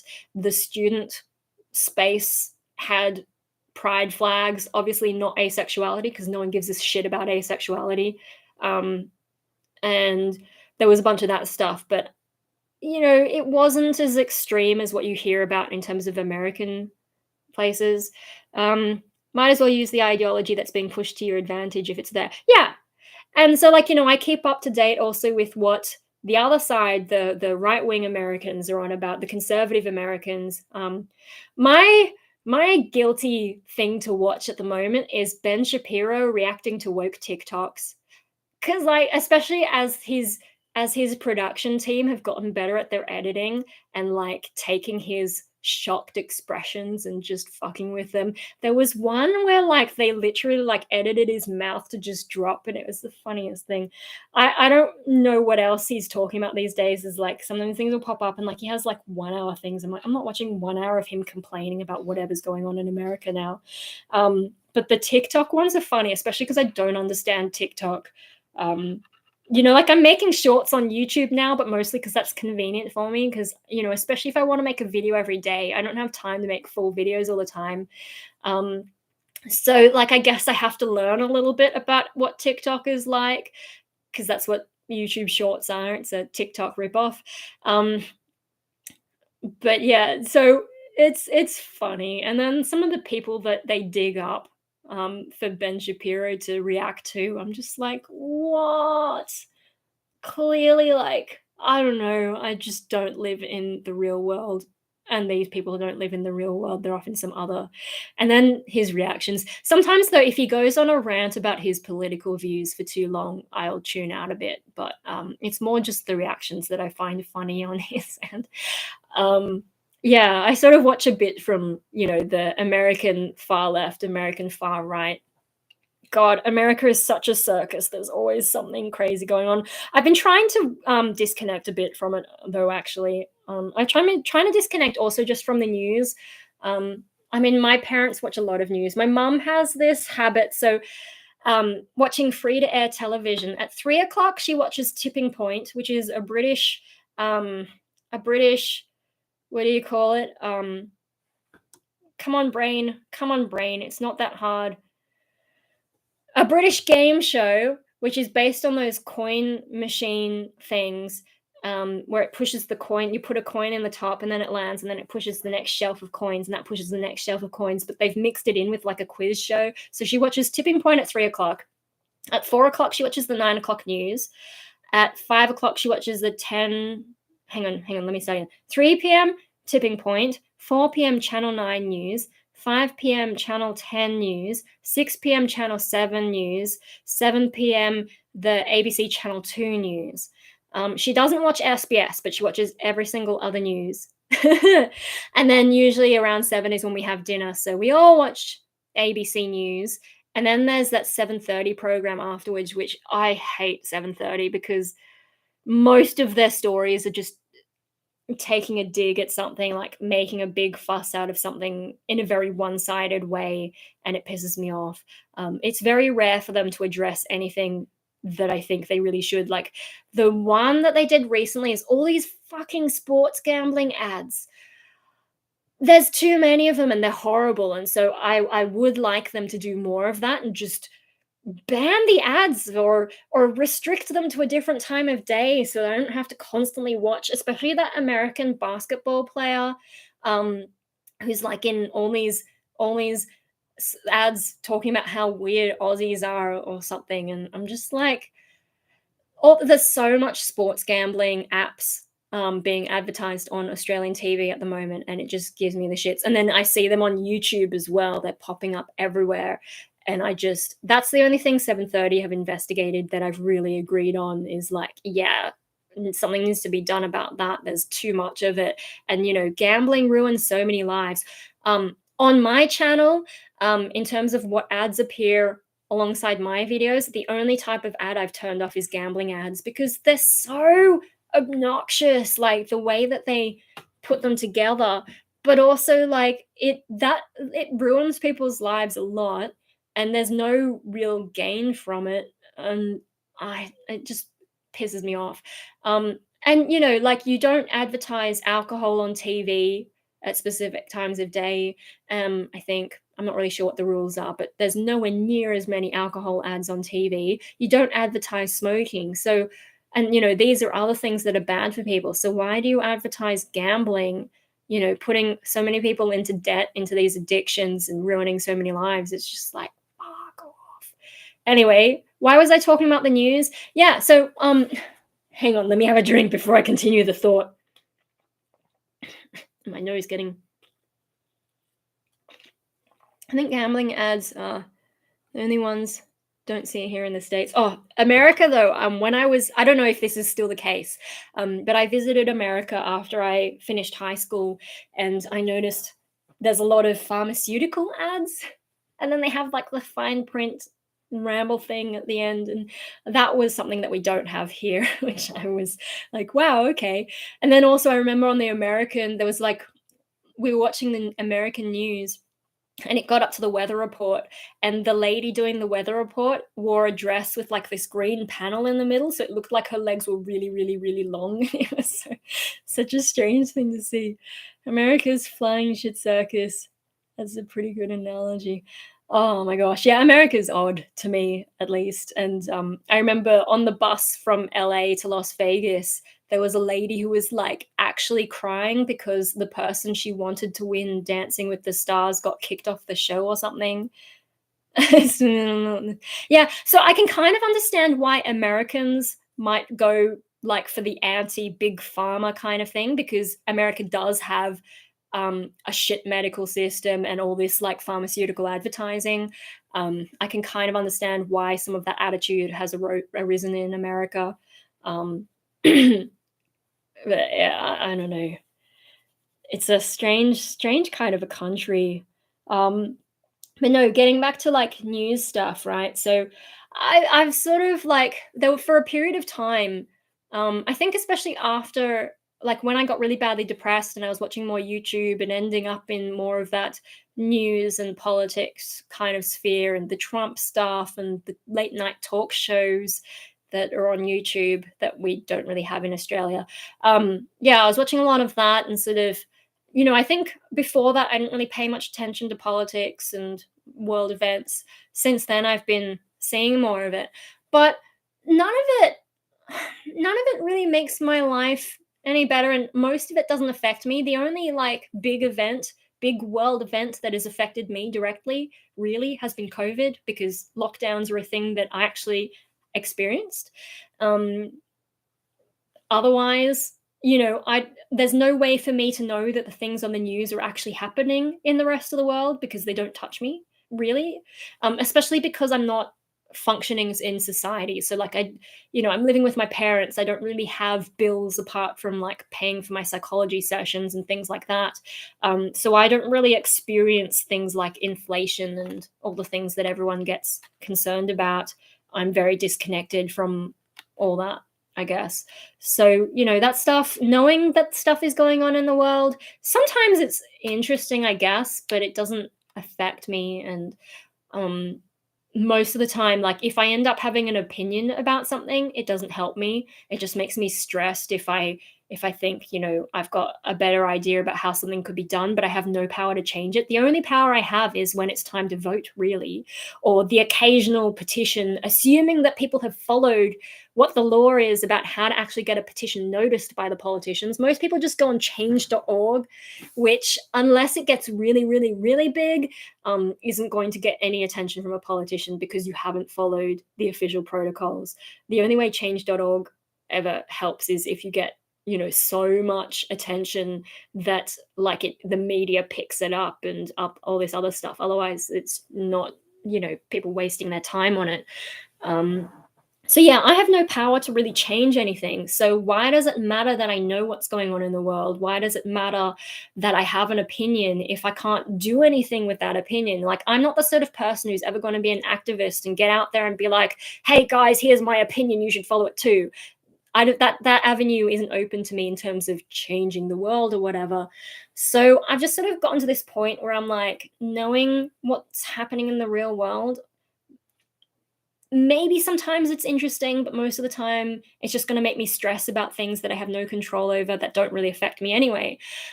So I've been trying to watch less of that kind of stuff these days.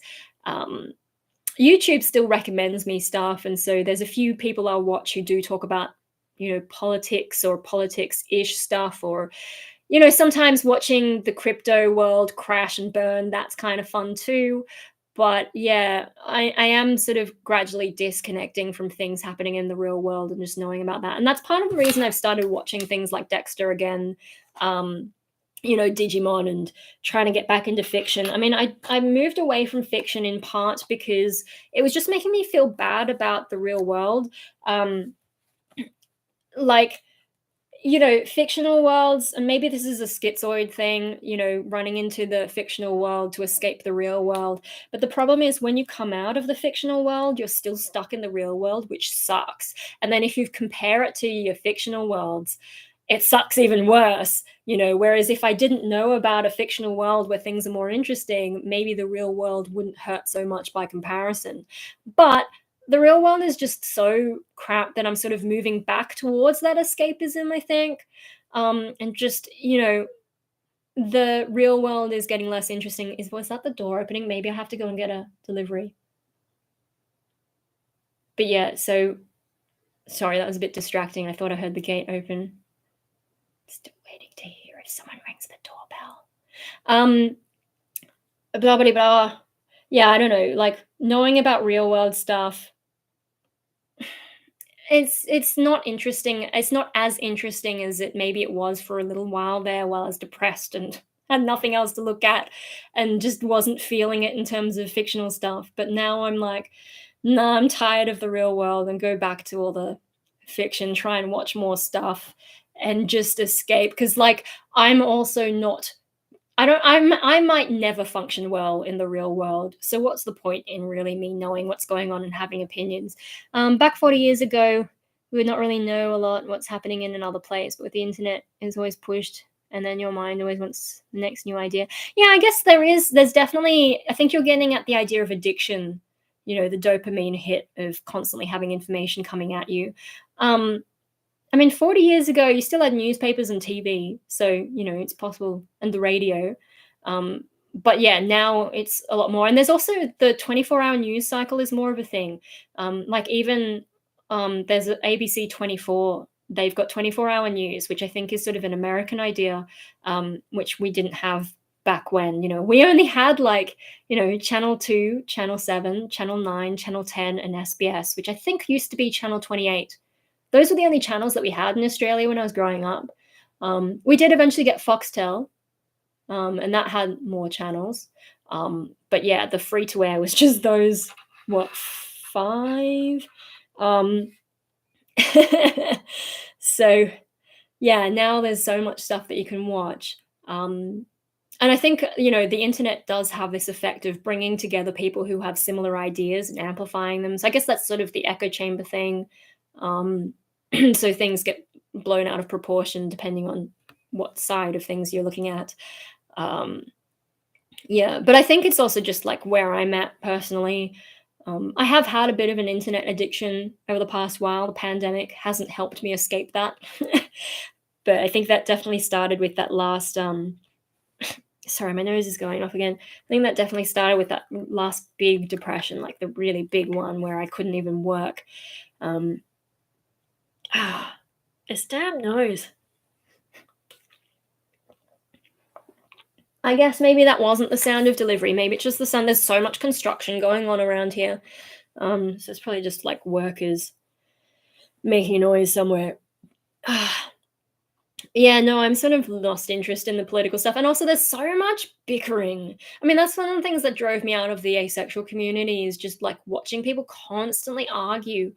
And about stuff that like isn't that important, and people being oversensitive to things, and just being nasty to each other as well, and blaming each other, and and yeah, so especially some of the more American stuff, because I think really a lot of that online stuff and the culture war type stuff, it's a very American sort of thing. We do have bits of it in Australia, but I feel like it's more American, and so there's not a huge lot of reason for me to worry about what it's going to do in Australia. Also, Australia has compulsory voting, so it's a lot harder for these special interest groups to form lobbies and, push their agenda, because your average Joe is also going to be voting, and they're not going to vote for these really ridiculous extremes. So it helps keep the political parties more to the center.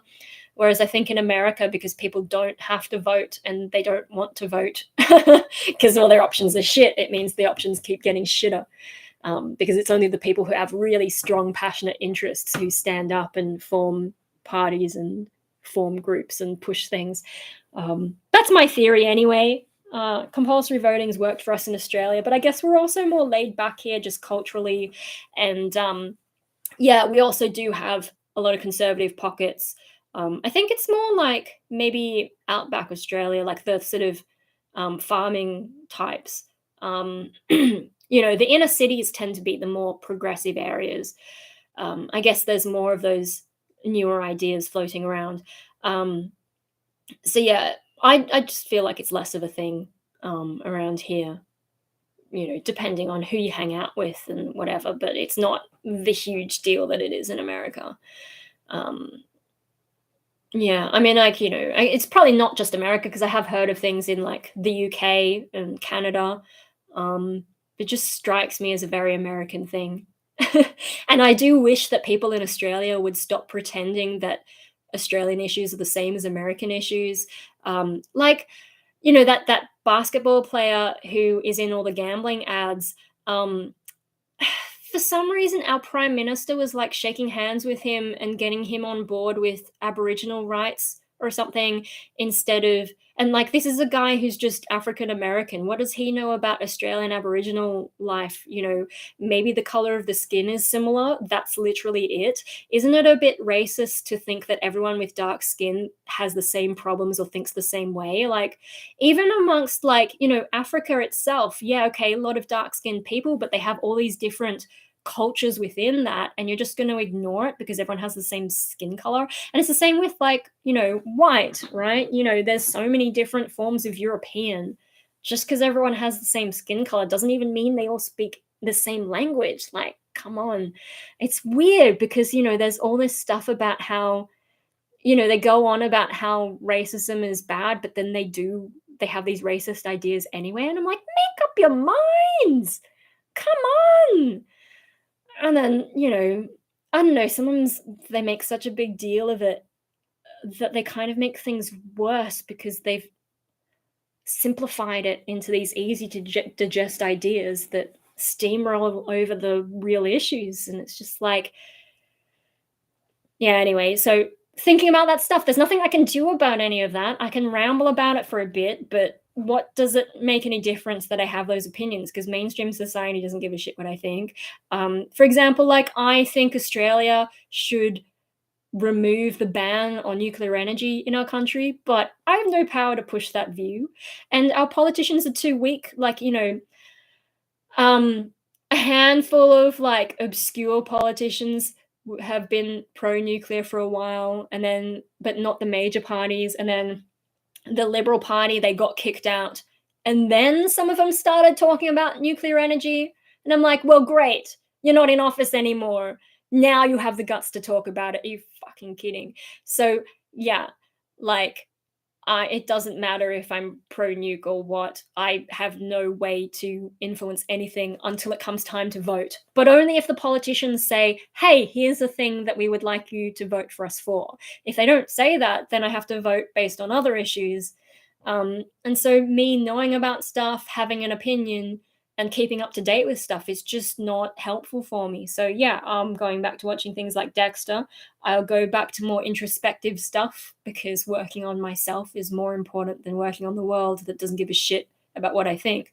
So yeah, that's where I'm at with that. I don't even remember how I got onto that topic, but yeah, no, definitely, I think working on myself, like, that's something I have control over to some extent. There's stuff in my brain that I probably don't have control over, unfortunately, but I have some control over the things inside myself. So that's where I should focus. And that's what I've decided for now. That's where I'm at.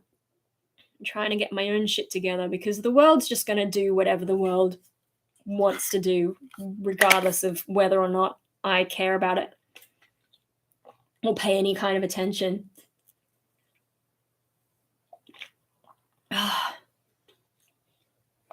Yeah. So I'm just sort of disconnecting from those kinds of things because they don't benefit me. Yeah, all the crazier ideas and watching Dexter and playing with this thing. It's gotten a little bit gross over the years, though. Like, I don't know if I could spray it and clean it with something. It has managed to keep the liquid in there, though, which is nice. You know, nothing is leaked all over my all over my bookcase. Woo! Fun. There was another one that came with a t-shirt, but it was so big. It was way too big for me. So at the time I was with my ex, and so he kept the shirt. And it was red, which my ex never wore red, but he did because, yeah. And then I think that was the only other interesting one with Dexter. I don't think they had any more novelty type stuff. I don't even remember. I know, like with Batman: The Dark Knight, that came with something as well, I think, but I don't remember. It's fun. It's fun when they release that kind of stuff. But I guess because DVDs aren't as big a deal anymore, it's less common. Unless like unless it's something really big. The next thing I want to buy, though, I want to buy Moon Knight. I think my family finally got rid of Disney. I think they watched everything they wanted to watch, and there's nothing new that's any good. So we don't have Disney Plus at the moment. So lucky I got in and watched Moon Knight. But yeah, I want to buy it on DVD because I'm not a streaming person. I don't like watching streaming services. I don't like the idea of having to pay constantly when I only want to watch like one or two things. It's more cost effective for me to buy DVDs and Blu-rays. So yeah, the next one I'm waiting for is Moon Knight. But last check, I think it was going to come out towards the end of the year. So that's going to be a little while. And also, I've still got to get through all of Dexter. And then I've got Xena, the whole of Xena to watch. That's going to take me forever because look how big that is. I don't even know how many. What does it say? 51 disc set. Holy crap. Even the Digimon one is only 40 discs, I think. And Digimon, that's 5 seasons, and I'm not really interested in the last 2 because I don't really know anything about it. I watched the first 2 seasons of Digimon, taking a break to watch Dexter and a few other things, and then I'll watch season 3 because I remember enjoying that. I don't know anything about 4 and 5, so they're very low priority. But yeah, that's going to take me a long time to watch. And then yeah, Moon Knight. That's probably the only real thing that I've watched on Disney Plus. So we don't have that anymore. We've got Netflix and Stan, but I don't really watch them either. I'm just not a streaming person. Also, I noticed Disney, when I tried to watch it on my computer, it had this jittering kind of thing happening, which was really distracting. So I had to watch it on the TV. It was smooth and fine on the TV, but on my computer, it was just no good. So I don't know. I've seen a few people write that they had a similar problem. Xena Warrior Princess, yes! Yes! I remember, was that on Foxtel or was that on free-to-air? I don't know, it was so long ago. I remember first watching Hercules because I used to be into, like, ancient Greek myths. Before I got into ancient Egyptian stuff, I was into ancient Greek stuff, and my grandmother had a book and it had, Hercules and some other stories in it.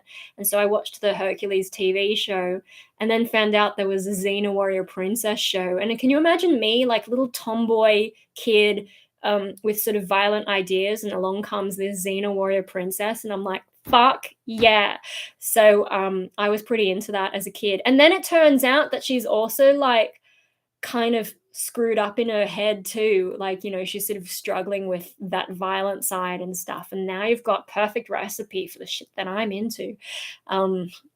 So yeah, like there's stuff, my little dog Hope, he's a rescue dog and he's cute, and I've had depression, and so people think I called him Hope because he's a rescue dog and because I'm constantly depressed, so I need some hope. But no, I actually called him Hope because there's a character in Xenia Warrior Princess called Hope who gives birth to a character called the Destroyer, and it's like I am exactly that level of predictable, and it's also hilarious to have that double meaning. So yeah, it has the sweet and cute meanings, but then it's also got the fucked up Xena meaning. So that's the way I think. I do think in symbols, I guess. So going back to Solar Scribe Chronicler, talking about symbols and so on, there's not necessarily symbols that inspire me or are important to me, but often in like lyrics, I'll have like some kind of symbolic second meaning woven in there, or like with poetry, or there's things that I do that have second meanings or hidden meanings, which most people most of the time aren't going to notice. Although sometimes there's obvious things. So, you know, that lemon video, I don't know how many of you were subjected to me with those gigantic lemons, that short video I did. But so I didn't even know, but like, I'll tell you how I filmed that is I just was like, hey, Dave, can you film me, you know, with these lemons? I'll just dance around for a bit and then I'll put music over it later and, you know, whatever. So I actually just danced without any music. And I just made that up on the spot. And then, you know, did a quick film of like the comparison next to the apple. And then when I thought, well, I can't be bothered to edit this, you know, in software. I'll just use YouTube's Shorts thing and see how that works. I put it into that, and then it had the thing to like add music. And when I looked in that, it's like, here's what's popular at the moment. And I'm like, popular, shit, hey. But I thought, I've got lemons. What if I looked up lemon and see if there's any songs that that like mention lemons or have something like that? And when I looked up, that song that I used is actually called Lemon, and then it has that bit that's like bouncing, and I'm like, this is perfect. And then when I put it into the thing next to my dancing, it actually timed perfectly, and I'm just like, how do we live in a simulation? Like, how is it that I happen to dance exactly perfectly in time to the music that I couldn't hear? And then also, the song is called Lemon and it has bouncing, like the lyrics are perfect for what I was doing. I was just like, what sorcery is this? So I didn't actually plan that lemon video. It just happened like that. But yeah, so getting back to the idea of symbols, the main thing that probably most people don't notice is that the song is called Lemon. You'd have to actually click it. Unless you know the song, you'd have to actually click it to know that that's what it was. So that's sort of a little bit of a like hidden thing in there. I just can't believe how well that worked out. Also, some of you, like some of the people that I've talked to didn't realize that lemon. I was also playing with the idea of melons, as in, you know, boobs. So yeah, I don't know if people noticed that or not. That's what's going. That's like, you know, lemon, melons. The dyslexia is kind of what inspired me to go like, yeah. Kind of sounds like something approximating inspiration. Oh gosh, I'm not sure which bit you're referring to at the moment. It's not necessarily that I'm inspired by a symbol, but that I will use things in a symbolic way to have different meanings, different level of meanings. I think I got the idea, like in HSC English, or like, you know, English in high school, you know, when you study poets, they start talking about what the different words mean. Like, you know, you could just read the poem as is, or you could go into the symbolism. And that's when I started thinking that way. I was like, how can I put symbolism in my stuff? And so yeah, English accidentally trained me to hide shit like that. And I guess also because I've not always been open about what's going on in my head.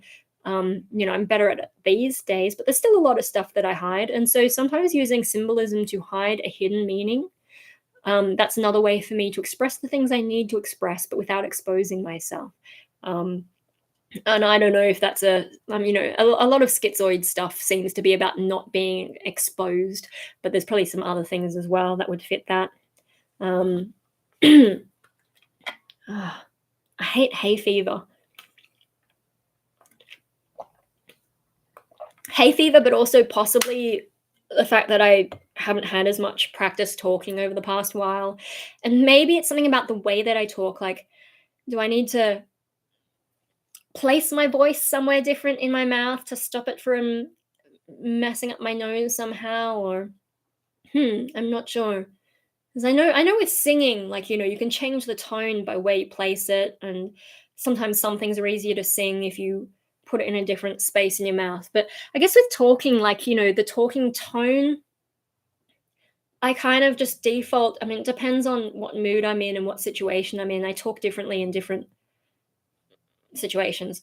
Um, so I don't know if I necessarily have control over how I'm going to talk, but maybe that's something I need to get a bit more conscious about, is like, can I experiment with how I'm talking and find a way that's not going to make my nose feel funny and vibrate all the stuff in there so that it gets out of place and feels uncomfortable. I think that's what's going on. It's probably the vibrations.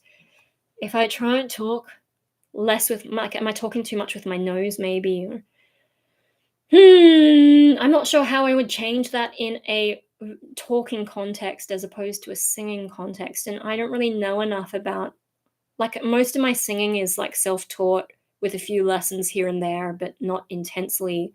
um so yeah, I'm sort of going off things that I've learned over the years in bits and pieces and on YouTube, and reading stuff about the voice.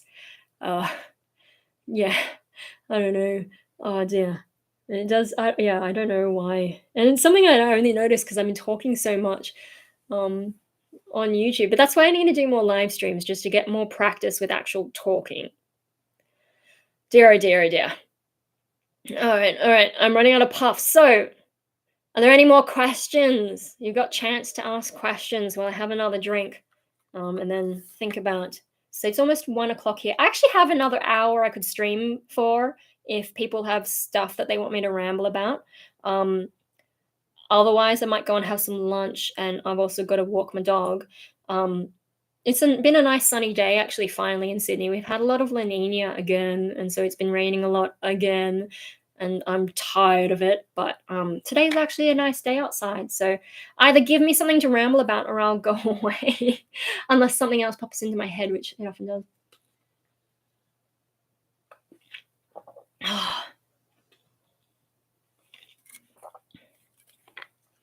Oh dear. Nothing? Oh, you guys are being so well behaved. Oh dear. I should get OBS set up again. I know there was an update for OBS and I just never really got around to it. Oh, is marijuana legal where you're at? Ever make them into bonsai? Even though I don't smoke, I find the idea of breeding, making new types in short time fascinating. I don't really know enough about the plant to know if it's possible to bonsai. I don't know, do they I wasn't aware that they would be trees. Like, if they were trees, maybe you could get them to live for a while, but if they don't live long enough, there's not really any point trying to turn a plant like that into bonsai. So I don't really know enough to be able to answer that question. As for legal here, I think you can get medical marijuana, and you know, I'm not really sure about what the rules are. I think it's still changing a lot, and it's just not something I've considered for myself for a long time. So yeah, I haven't kept up to date with what the current rules are. But yeah, there are medical things you can get. I think there's only a certain number of things that can be automatically prescribed, but then you can have like off-label treatments, I think, with approval from the government, I guess. Yeah, I don't really know enough about it, and how you get into that kind of thing. I know there's also trials for different kinds of drugs and stuff, but I don't know that they've progressed very far. So yeah, I can't really answer too much about that stuff. Um, yeah, for me, with like treating depression and so on, medication doesn't really work for me. Like, it sort of, I think it definitely helped in the past, but because I have bad side effects, I can't take medication. And so all these other drugs that are being tested, in terms of like legal use, what they could be used for, I mean, I'm curious because I'm open to things that might help me recover, but at the same time, knowing that I'm sensitive to the things that go into my body, um,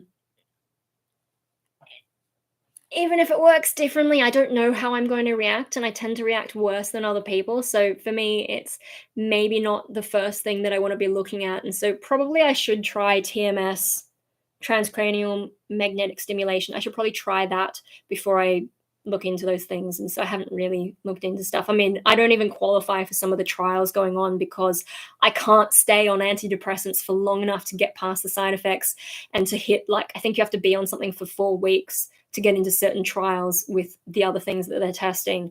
And I just can't get that far. I'm so wrecked by some of the things. Cannabis withdrawal is horrible. SSRI withdrawal was not fun, I got to tell you. When I was on antidepressants and came off, I got the whole brain zaps thing. And Nervous Neuron, who is a subscriber and also a patron, she's a neuroscientist, and she's the one who told me what that was when I was going through it, the brain zaps. I had no idea until she mentioned it.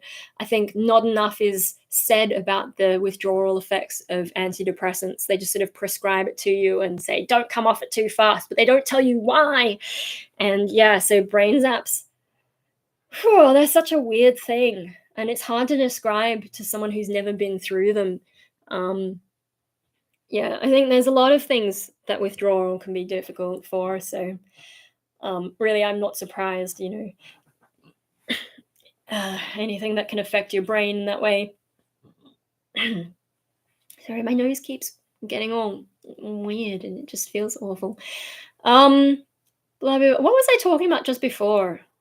I don't even remember. You successfully derailed me from whenever I was thinking. Some people think it's the cure of all problems. Yes, they do. They say, oh, it cures cancer and it cures this and that. And I'm like, yeah, sure. They think that about kale as well. I haven't used it myself, but it might work for depression or anxiety, but I think it might be overused. Yeah, I think the best evidence that I've seen has been for anxiety rather than depression.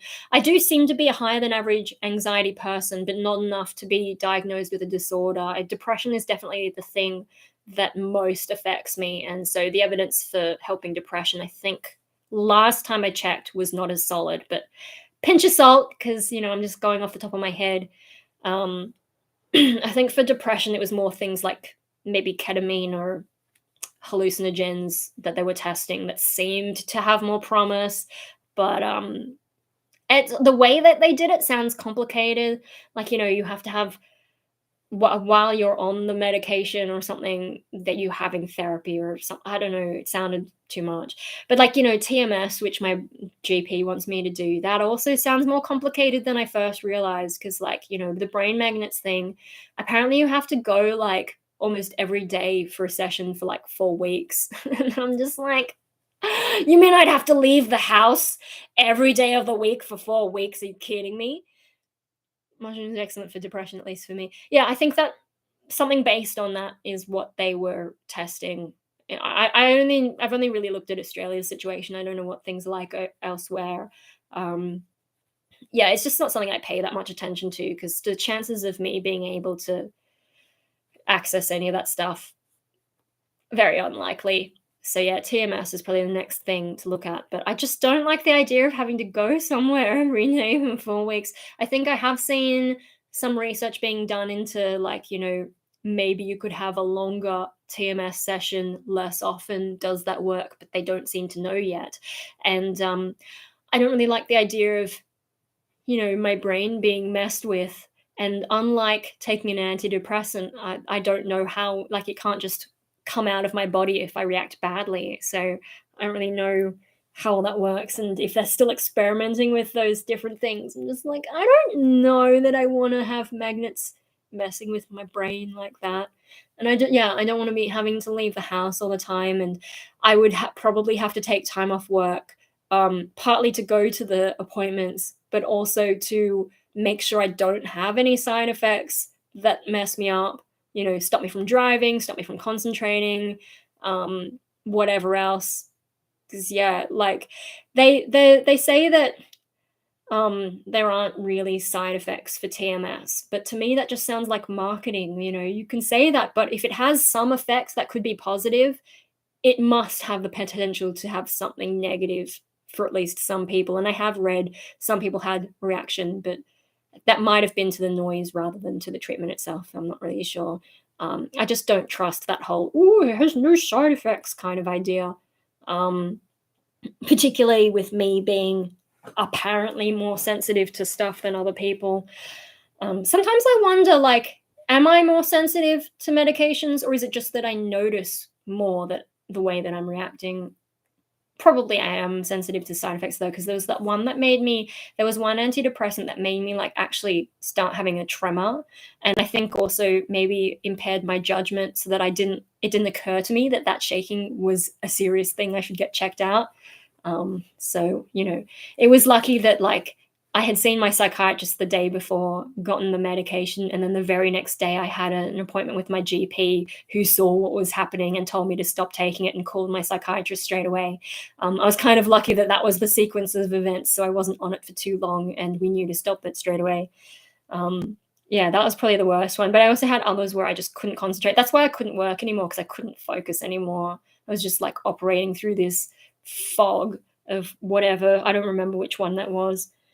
And the one I was on longest ruined my appetite. That was crap. That was terrible. Just like I think I did better just in life, like getting through having energy, but I was wasting away basically. The lowest I weighed was like 47 kilos, I think, which for my height is just not good. The most I ever weighed was probably 55, which is like smack bang in healthy. But that was when I was on a different medication, and that one gave me stomach pains that got worse as we increased the dose, which we needed to do because it wasn't having enough effect on my mood. So yeah, I had to stop taking that one as well. And since then, I've sort of hovered between 50 and 52 in terms of weight in kilograms, which is just scraping into healthy for my height. So well done me, finally getting to a healthy weight. It took me only most of my life. Yeah, I've always been a low appetite person, but I didn't realize how that antidepressant was making it worse, like that much worse for so long. I didn't know. So yeah, these days I do eat a lot better. I eat healthier. And sometimes shock my parents, who still act as if nothing has changed. They're like, "Oh, you're eating sashimi since when?" And I'm like, "Since the last few years. Have you guys been paying attention? You have that reaction every time." So I never used to eat sashimi. I'm not very good at being Japanese. And also these days I've worked out I have a mild soy intolerance, which is embarrassing being half Japanese, because like almost everything in Japan is soy. But I've worked out as long as I don't drink like the soup in like, in noodles that's too much, or like if I don't drink too much miso soup, I should be okay. Otherwise I've got to be near a bathroom. And yeah, I'm sort of also mildly intolerant to lactose, which I only realized because I watched Jim Jeffries' special, his comedy special, I think on Netflix, called Intolerant. And until then, I didn't realize that you could develop intolerances later in life. And I'm just like, oh my God, that explains a lot. And yeah. Oh, speaking of, I finally did that poo test, which I've mentioned intermittently. I finally did it and sent it off, and it came back negative. So I don't have some kind of gut disease that can explain all the things wrong with me. So, like, yay for not having a gut disease, but also sad because we still, it's the same situation. Nothing's changed. There's no new avenue to treat my problems. Yeah, but also I gotta tell you. So I'm doing the poo test.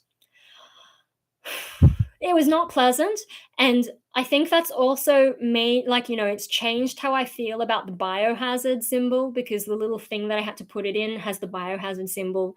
And I know, like, with cybergoth type stuff, the biohazard symbol is a big thing.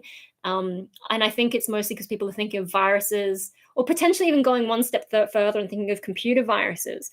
And, maybe it could be blood or other things, but then there's me, little old me, with my poo test and having the biohazard symbol there. And I'm just looking at it going, Yeah, I mean, the symbol itself looks cool, but the meaning behind it, now that I've had this experience, and I'm so glad I'm not the person on the other end who actually has to do the test because it was not pretty. Um, I don't wanna talk to I probably shouldn't talk too much about it because it's very TMI, and I'm glad I don't have to do that anymore. And, like, my psychologist was the one who really wanted me to do some more tests to rule out things because, the physical does have an impact on the psychological. So now we can finally rule that out, but no new answers. None of my tests, none of my biological tests ever show anything meaningful. Like, okay, that one time I had low vitamin D, another time I had low iron. That's about all that's ever shown up. And I've been better about it since my diet's been better. And mum makes sure I take vitamin D tablets these days. So, especially because we've had so much La Nina, and so I haven't been out in the sun as much.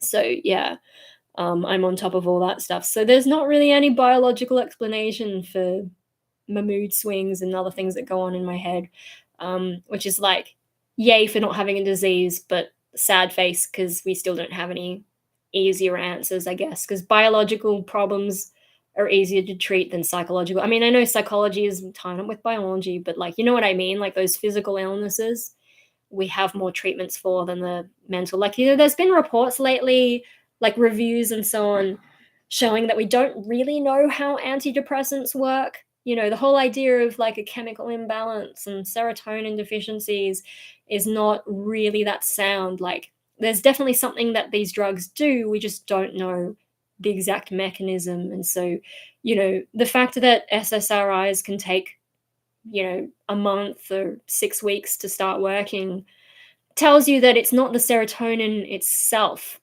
that is the key. It's something that the serotonin perhaps triggers or whatever that takes a while to start working, if it ever works for you, which it does for some people, not for others. And then for me, all the side effects. Um, yeah, anyway, so poo test, biohazard symbol, looks cool, but the meaning, I'm just like, I don't know if that's a symbol that maybe I wanna. And I'm glad that with my goggles, my oh my god, I need to clean up these little tables I've got because they've gotten kind of dusty, and I really need to like reorganize some stuff in here. Yeah, okay, biohazard symbol, but with my custom lens stuff, radioactivity and the fire hazard symbol. Yeah, I'm much more into them than biohazard.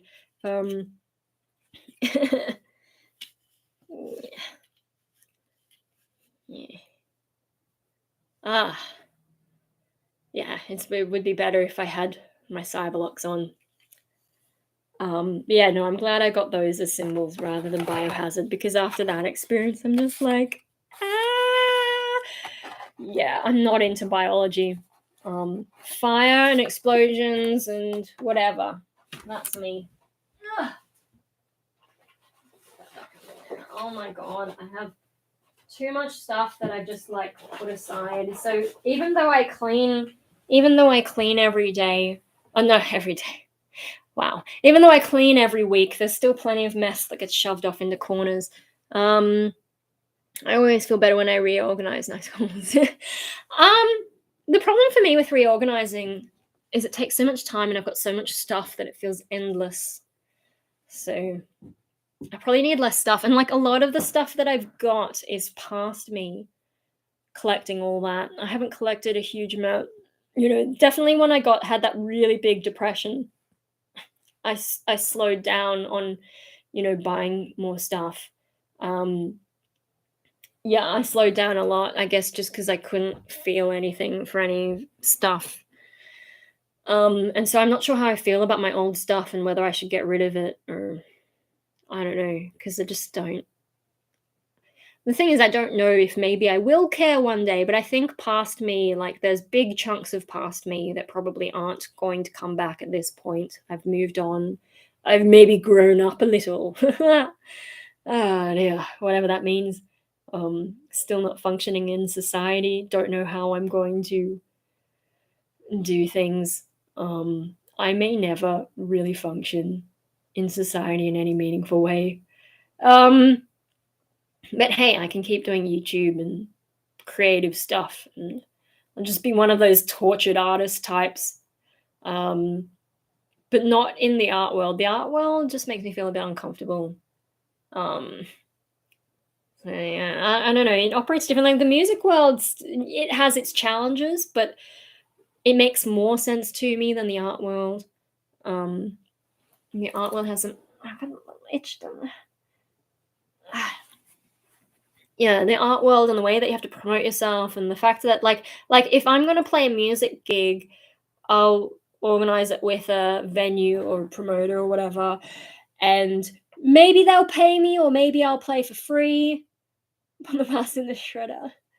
Yeah, I've done that before, and I've also burned old papers before.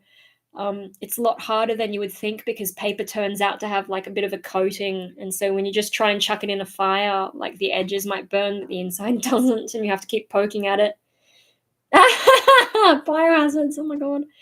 And then talking about shit, I completely forgot where I was going. Oh dear. Yeah, I've completely lost my train of thought then. And look, there's 4 biohazard symbols. So 4 is like the Asian number of death. So we have more of those biohazards. Yeah, wow. What was I talking about? Was I talking about anything interesting? Can someone tell me and pick up the thread, or else suggest something different if it wasn't any good? Whatever I was talking about, because I genuinely can't remember. My brain. Another experience I've been having lately is days just feel really long, and so things that I did in the morning often feel like they were so long ago, and it's sometimes hard for me to remember. Burning paper? No, before burning the paper. What was I doing before burning the paper? Yeah, like when you get a big stack of paper and you try and set fire, it just reorganization. No, I can't remember. What was I talking about? Reorganization. Something about past me, maybe. Moving on from stuff. Yeah, I don't remember. I completely lost my train of thought. It probably wasn't that important. I'm just rambling anyway. And I just keep doing, yeah, the creative stuff. Was I talking about the art world? I was talking about the music and the art world. Yeah, so music, maybe I'll get paid to do a gig, or maybe I'll play for free. I just turn up, do my thing, there you go. But with the art world, generally, you have to book your, maybe you would sign up to an art prize and enter your work into that. But often there's an entry fee. Maybe you'll be in a group exhibition and you guys will split the cost between you of hiring the gallery, or maybe you'll have a solo exhibition and you have to hire the gallery yourself. Unless you're being represented by a gallery who maybe sorts that out for you. But so basically, if you want to put your art on show, you have to pay the money. Whereas if I'm playing music, either I can play for free, or someone pays me. I know overseas in like America, there's a lot of pay to play stuff. Thankfully, we don't really have that in Australia. Sometimes there'll be band competitions, which are really like these horrible exploitative things. So I don't do them. But for the most part, the music industry is a lot better here. Yes, the nukes and the fire. Yeah, I should wear my wigs and stuff more. It's just like I have nowhere to go except like taking the dog for a walk. I suppose I could just wear them on dog walks and sort of get used to wearing them, because like after a while you do feel a bit of the head squeeze from the elastics. And that gets a bit uncomfortable after a while. So I need to like stretch them out a bit, I guess, and get my head used to them so that I can, feel better about wearing them more often. So like in America, especially, I think often they try and get the bands to pay the bands themselves have to pay to be able to play at a venue. Yeah. In Australia, that's less of a thing. Usually, either you'll play for free, or you might get a portion of what the bar is making, or you'll charge a fee at the front when people come into the venue. And then you'll get paid for it. I have seen some people in Australia trying to do the thing where they make the bands buy a bunch of tickets to sell onto their fans. And that's similar to the pay to play. I think that's basically what the pay to play thing is. And that is exploitative and not fair, but thankfully there's not too much of that going on in Australia, and they often get called out for it. And then there's also the band competitions where you have to pay to get in, and you've got to try and get all your fans to show up, because how many people come for you is what determines who's going to win, or something like that. Bullshit like that, where if you have more money and can sell more tickets, it's really just like how much money their venue can get out of you. Those shit things, it's less common in the music scene in Sydney, in Australia, I guess. That's what I'm trying to say. Whereas with art, it's very much the thing where you pay the gallery to be able to show your stuff there. And it might be because the way that galleries are obviously is different to the way venues are. Like venues can sell alcohol, basically, and they can sell an entry fee. Whereas with a gallery, you kind of just put your stuff on display.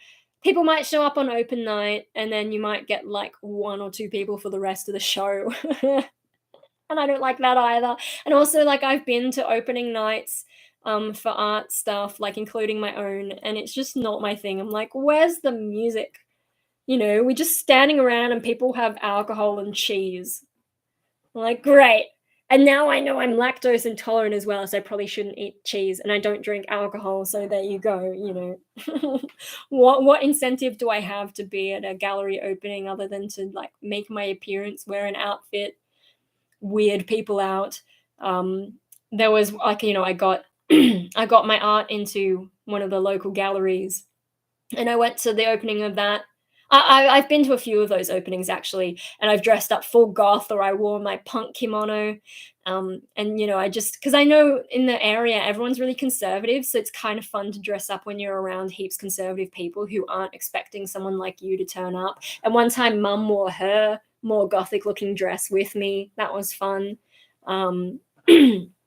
So yeah, but other than that, that's the only fun I get out of going to those things is messing with people, not because I don't get any fun out of looking at the art or talking to people or having drinks and stuff.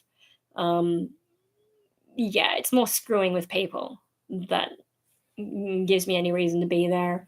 Although, I do have that friend Edmund Tommen. I've gone to some of his, and he's always interesting to talk to. But yeah, just hanging out with a bunch of randoms, that's not my thing. Thought it was you get a percentage of the ticket sales and your band shirts and patches, but the venue keeps the sales from the booze. I never looked into it. Depends. There's definitely some of that. Different venues have different things. One gig Rainbow Death Ray did is the venue just paid us a flat rate. And it didn't matter if people turned up or not, and it was free entry as well, so they gave us a guaranteed fee, I guess. Usually we get a split of the door. We used to or else there was another place where if people mentioned our name at the door, we'd get a bigger amount. And so we used to do Venom. They were a metal club in the middle of Sydney for a long time, and they used to love us because we would promote the shit out of it, and a lot of people would give our name as the band that they wanted to see. And also if they mentioned our band name, they'd get a discount. So there was an incentive for them to mention our band name, and then there was an incentive for us to promote them to mention our band name. And so yeah, Venom used to love us because we did that promo, and we did get a lot of people mentioning us, so that was kind of cool. Then yeah, there's other places where you play for free, so especially open mics, which I've played at both with my old band Rainbow Death Ray, and also as a soloist. And when you play for free, often they'll give you like free drink tickets. I don't drink alcohol, but I would get a Coca-Cola. I'm not drinking Coca-Cola anymore because I've noticed my stomach, like I've dropped off so much that my stomach can't seem to handle it anymore, and I just feel kind of gross. So I just have water these days. Or maybe like I would have apple juice. If I had to buy a drink or use a drink ticket, maybe I'd ask them if they have some apple juice. Um, Otherwise, it's just water. Yeah. I'm pretty cheap that way as well, because like water doesn't cost anything. So if I do go to a gig, I don't tend to buy drinks. So I guess I'm not really good for the venues in that sense, because I'm not supporting them in that way. I guess if they have chips, I might buy some chips. But if it's alcohol, no, I have no reason to spend money on alcohol. I have no interest in it. Um, and given my sensitivities to like medication, it's probably a good thing I never got into alcohol.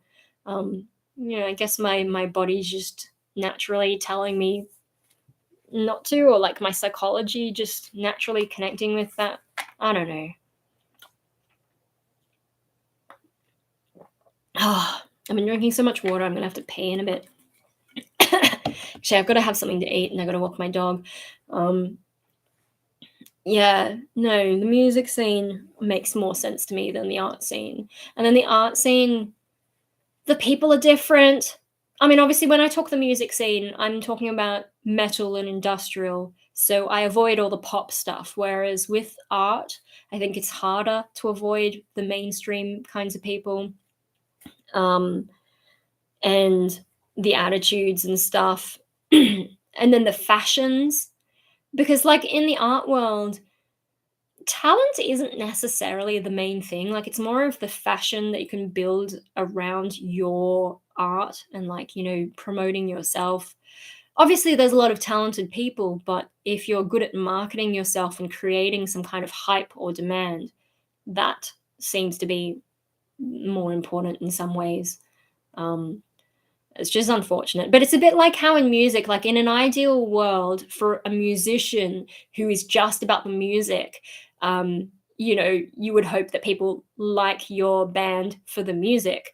But that ignores the fact that the visuals are also important. So how you dress on stage, how you act on stage, that's part of your whole band image. That stuff's actually important. So I guess with the art world, it's sort of similar, as you've got to build something. It's not just about your art, it's about your image as a personality, maybe?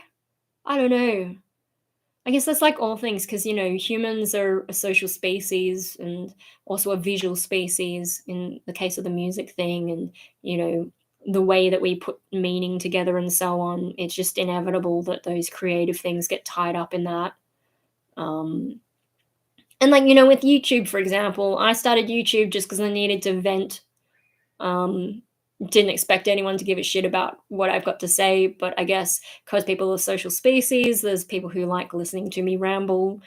Some people like it as background noise. Some people are actually interested in me as a person, which I still find hard to get my head around. And I think sometimes I upset people because if people get too close to me through YouTube and whatever, I can react negatively, and I think sometimes that's hard for people. Although since the schizoid thing, I think the people who tend to gravitate to me more now at the moment are a bit more chill and less, if I do have a grumpy moment, they're less inclined to take it too personally, or less inclined to hold it as a grudge or so on. It's interesting how some of that's changed a bit. It's like I had before I got the diagnosis, there was this one guy who had been following me like pretty much since the beginning. But I think he followed me mainly for the asexuality thing, because I used to talk about that more before I knew that it was tied up in schizoid. And then I even had him on in my Facebook friends list, and he had posted something, like I posted a comment on one of my things that was like this huge wall of text, and I just couldn't read it, and I said something about paragraphs, how paragraphs would be good or something, and he just disappeared after that. Because I don't know, I criticized the lack of use of paragraphs, and I'm like, I'm just saying I can't read a massive wall of text that big as one single paragraph. Like, No, I don't know. There's some people like that. There was another guy who was supporting me on Patreon for a while who was constantly worried that he was upsetting me or something. Because I think every now and then, like, I'd say something about people who were doing that to me, like getting too close and, taking up too much of my time or whatever. And he was always like, "Oh, I hope it wasn't me, blah, blah, blah, blah, blah." But then one time he left a comment that was trying to say something in Japanese, but he's misspelt it. And I thought, well, if he's wanting to learn Japanese, I'll help him out. And I'm like, actually, this is how you spell it. But yeah, great, blah, blah, blah. And he got mad at me for correcting his Japanese and canceled his Patreon, disappeared off YouTube, and never heard from him again, unfollowed me on Instagram and all this kind of stuff. And I just thought that was bizarre. There's some people who will react negatively to things that you just don't expect. And I don't know what he thought. Like, did he want me to keep holding his hand saying, no, no, you're fine, you're one of the better ones, or whatever? But like, because I criticized him once, he like ran for the hills. That was one of the weirdest things. Whereas I think maybe because schizoid people think more like me, and don't give as much of a shit about that kind of stuff. When I do say something negative, they're less inclined to. I guess also like the reacting less to criticism thing probably kicks in there. Is like if I criticize a schizoid person, they're just going to be like, oh, okay. And then, move on. I don't know. It's kind of an interesting thing. Are you blind without your glasses? Oh god. You don't go on the glasses. I've had enough glasses fetish people. I'm not blind without it. It's just things get blurry. Isn't that just what the obvious thing? If I was blind without my glasses, I'd probably maybe I would have a better chance of getting on disability or something. I mean, I legally have to wear glasses to drive or contacts to drive. But I could do basic stuff fine. Just I can't see detail at a distance. And I'm wearing glasses to read Velma from Scooby Doo. Oh, that's so old. I haven't watched that in so long, but maybe. I know also as we all get older, our eyes all start to like their ability to shift focus, I think, or something about the shape of your eyes stops being so flexible. So basically everyone's going to end up with glasses at some point, at least for close-up stuff. Mine is the long distance thing, but for close-up stuff, everyone's eyes start getting. That's why old people have glasses. So it'd be interesting for me, because apparently some of the short-sightedness can change a little bit when your eyes start doing that. Is it called presbyopia, I think? When your eyes get old, it's lots of carrots. That's a old myth in it. Oh dear. Yeah, there's nothing you can do to stop the aging kind of thing. I actually looked into laser eye surgery at some point. But when I looked it up and the way that they do it, and you're like awake for it, and just the description of it, I was like, yeah, no, thank you, squeamish.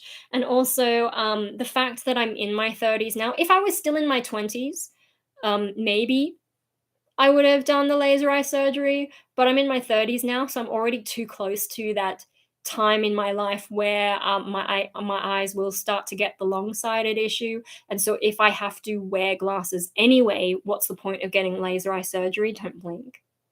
I think they put like drops and stuff in your eyes and hold it open so that the laser does its thing. And apparently it can track small movements in your eye so that it's always hitting the right spot. But I just they have to lift a flap of the cornea or something and then put it back in place. And then things about like the post care kind of stuff and whatever. And I'm just like, I don't think I want to do that and go through all that. Yeah, and then for me, like laser eye surgery, the main benefit would be getting rid of glasses. But even with laser eye surgery, like nothing can really stop you from ending up needing at least old people glasses. So for me, like if I have to eventually wear glasses anyway, what's the point? That's why I'm saying if it was in my 20s, maybe I would do it because then I'd get a good decade or two without glasses. But it's taken a long time for my eyes to stabilize. So to me, it's just not, yeah, it's just not worth the money and the stress, and then ending up needing reading glasses. Um, so yeah, I just like, well, I just put up with glasses for the rest of my life. What can I do about it? Not much. It just, yeah, it didn't seem worth it.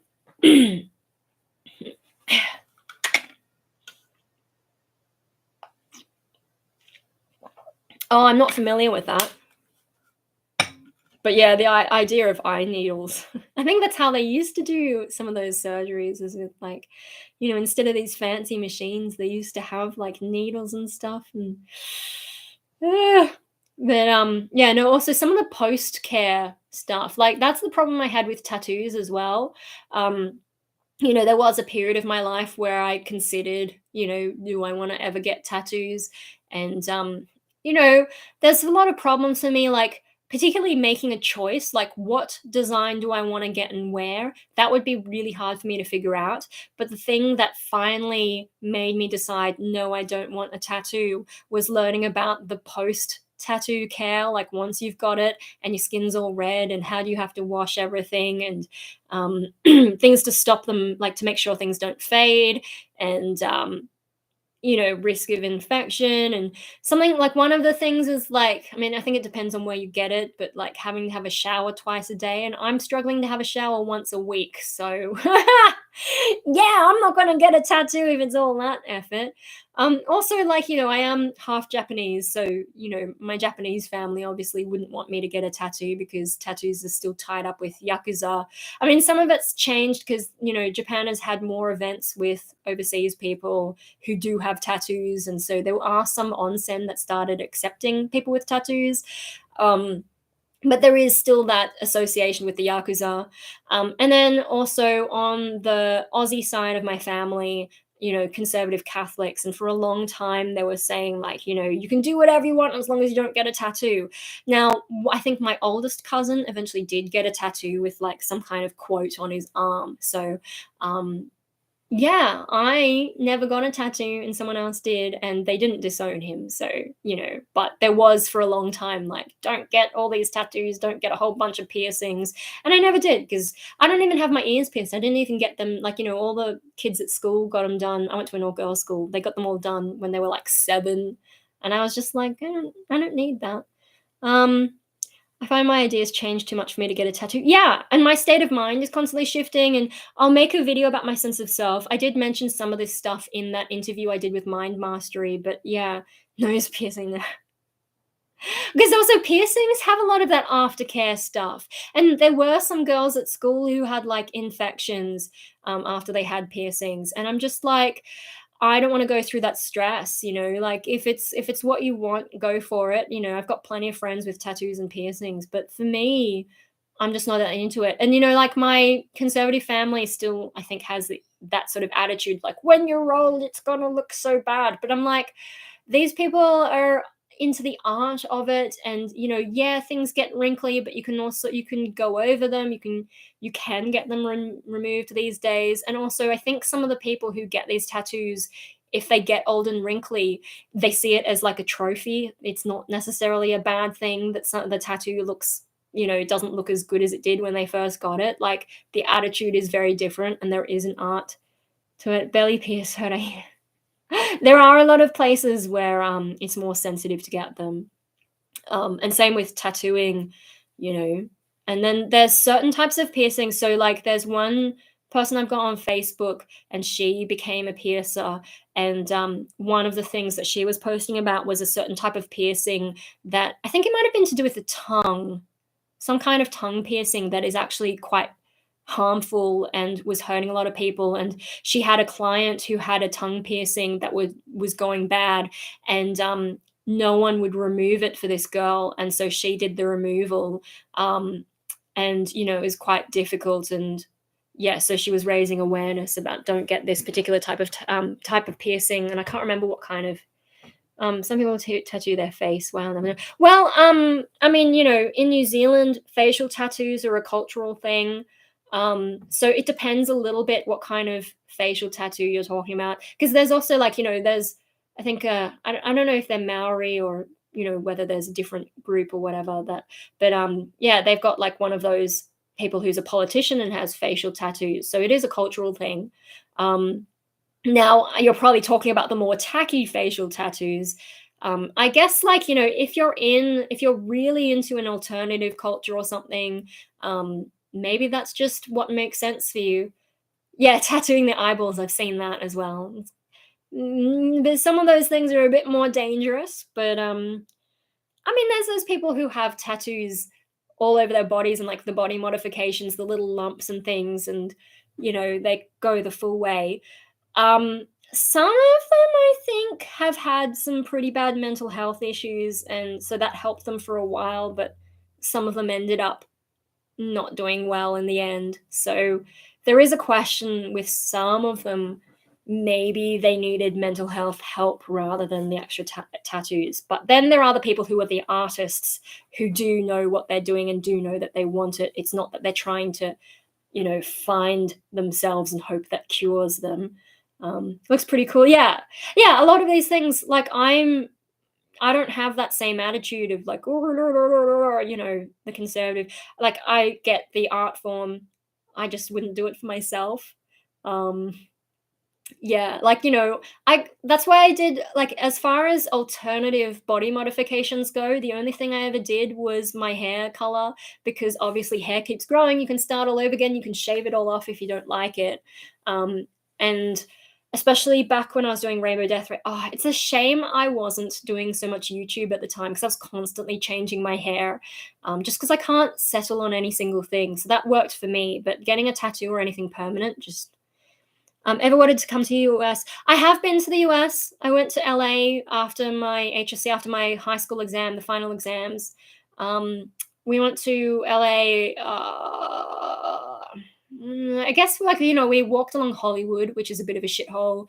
I gotta be honest. Like, some of the people we saw, like, filming the stars with their video camera, not looking around. And when I look around, I'm like, yeah, there's not much to see here anyway. There's like a crumbling Scientology building, and then there's that fancy gate thing, and I'm just like, shit, hey. There was a magic shop, and I bought a few magic tricks, but I didn't really practice them. I did practice them for a bit, but it's like, once you know how the magic works, it's like, shit, hey. Yeah, Hollywood. We went to a few like marketplaces. We went to the beach. The beach in LA was the weirdest thing, because I come from Australia. You can't walk on an Aussie beach without sun cream, especially in summer. But I was walking on this LA beach on a bright sunny day, and I didn't burn. And like, even the feeling of the sun on my skin was so different compared to the Australian sun. And I was worried I was going to get sunburned, but then I'm feeling it and I'm like, I am not burning in America. Wow. So that was kind of interesting. And then, yeah, we did a few things in LA. I mean, Mum decided on where we were going, as I didn't know anything really. I used to watch a lot of 24, which is set in LA, and so there were a few things that looked vaguely familiar while I was there. American food was shit. We went to San Diego Zoo. We also went to like Disneyland in Anaheim. And then we went on a bus to Las Vegas. I don't remember what order we did these things. Las Vegas was its own weirdness. Gosh, the amount of money. LA is hot. I think so it must have been in like November or December, because it was after the HSC. So I think it must have been heading into winter when I was there. So yeah, it wasn't too bad, but it was like a nice day. And I guess I've heard that LA doesn't really get winter. It's maybe a bit more like what things are like here. When it's not La Nina, because La Nina was cold. Holy crap. My Chinese elms actually lost leaves. Some of them lost all their leaves, which, has never happened to my Chinese elms in the past, because they're semi-deciduous. But it got cold enough that some of them were just like, no, we're going full deciduous this year. Yeah, anyway. So yeah, I did all that. I did that once. American food is bad. The best food I had in America was probably when we went to Japantown or something, and had Japanese food, and it was like proper Japanese food. That was good. But American food, and the American idea of steaks, and everything's oversized, but without having a similar correlation in flavor. And the McDonald's tasted not good, particularly the orange juice, and everything was too big. I got my first job ever at 29, and I already had to fight a shoplifter. I would say my first job, I worked at McDonald's, in Aussie McDonald's, and I did have like one time someone, like, it was maybe late-ish on a Saturday, probably. Saturdays when all the weirdos came out. But so there was this one person who came up to the counter with the hand under the shirt, like in a gun shape. And it's obvious that it was their finger. So I just stood there sort of giggling. And then they sort of walked away kind of embarrassed. And I'm just like, what are you thinking? Like, it's Australia. No one has guns in Australia. Like, maybe criminals and farmers and sports shooters. And you never see that stuff really. So, okay. With all, like, I don't know what it's like where you live, but with all the retail training that I've had, it's like, if someone's, if you've got someone being threatening and so on, you just sort of let them go, but take down details and let the police get them. You don't really confront in that sort of a way. That's what our training was. Night shift is going, yeah. Well, so back when I worked McDonald's, they eventually had to get set aside a parking spot for the police, because on a Saturday night is when all the local riffraff, all the kids would come out, the teenagers, and they'd party in the car park. And so, yeah, they had to set aside a parking spot for the police to come in and move them on and, stop it from happening. So I remember one day leaving a shift on a Saturday in the afternoon, and some of the kids were already starting to gather. And we should have let them go. Please tell us who the guy got away to. Yeah, because, like, your safety as someone working on retail is important. So that's why we were told not to go after someone. You just take down whatever details you can. And yeah, let the cops, because, there's video cameras.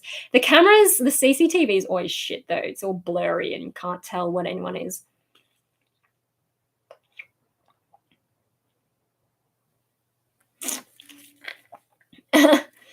I think sometimes people get weird ideas about what retail people will be fired for. Like, a lot of these, especially the more entitled customers, who, like, you don't want to talk to your manager and whatever, but a lot of the time the manager knows that they're full of shit and, that they don't understand something. And so you don't, like, half the time when you see a manager hoping to get someone fired, it doesn't happen, because, the manager knows that you're crap. I guess it depends, though, because, like, I have worked with some people who were just terrible and should never have been hired in the first place. But we had some bad management for a while. So what can you do? That's one of the things that I hated about retail, especially for, like, big retail, because there's all this bureaucracy, and they don't know what's going on. And I don't like working for idiots. And, like, I had some issues with, like, middle management, because, they had their favorite worker who was, like, doing the wrong thing, and when I tried to point out stuff, I got in trouble. And so they were trying to do all this shit to me, and they were trying to make me quit, because I used to work in the printing area, but then they put me on the front counter instead, hoping I'd get bored and quit. But I was like, no, this is great, because I used to go beyond what I was paid to do. Like, I made sure everything was working fine, and I was the only person who knew how every single machine worked. So often I was fixing problems, but when they just shoved me onto the front counter just to sell stuff, suddenly I didn't have to do that anymore, and people would ask me for help, and I'm like, sorry, I can't move, I'm stuck here. So they were hoping I'd get bored and quit, but because they couldn't fire me, they didn't have grounds to fire me. They were hoping I'd quit, and I'm just like, no, this is good. I can just do nothing. I got the easiest job now. Thanks, guys. Oh, you want me to help? I'm sorry, I can't help. I have to stay here. Fuck those guys. And then eventually that place, they used to do a yearly survey to ask you, like, how's the business doing? And that's when these managers finally got fired, because I was the only one who had the guts to say that things were wrong under my own name. Everyone else did this survey anonymously, and that's when management finally got kicked out.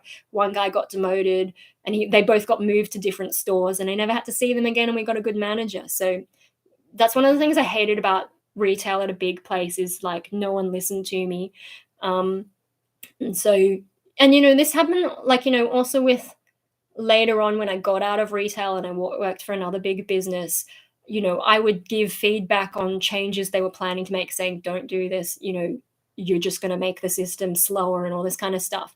And they didn't listen to me. And of course, when they made the change, everything went slower. And I'm just like, this is why I need to get out of big business. Like, with Bonsai, it's a family run business. And so I talk directly to my boss. He knows that I know my shit and, that I have particular skills. Like, he doesn't do social media. I understand social media. So when I have a suggestion about social media, he actually listens to me about it. And, that's how we're doing more with social media now. I can talk directly to my boss and get things done. But in those big businesses, people treat me like I'm an idiot. And I'm just like, I'm not, though. I'm your best worker a lot of the time. So yeah, it would be nice to be self-employed so that I don't have to worry about that kind of thing. Oh my God, all these junk mail keeps popping up. It's covering up my chat. Where am I up to? Had to get a ride home. I was worried the guy would be looking for revenge. I almost quit out of fear, but I need the money. I had one guy follow me into my workplace, like after retail. He just snuck in behind the door behind me. This is when I was working with my dad. And so, I made a point of walking behind my dad's desk. And then he's like, who's this then? And kicked the guy out. It was very strange. I don't know if the guy was like on drugs or something. That was one of the weirdest things that ever happened to me in a job. Yeah, nothing came of it though, thankfully. Wish I was self-employed too. Yeah, I just don't know that I have the motivation for it. But yeah, it would be good to make money off like my creative stuff, I guess. But I know I'm not mainstream enough for that to ever really work out. So, but bonsai has been good. My bonsai boss is good. He actually listens to me.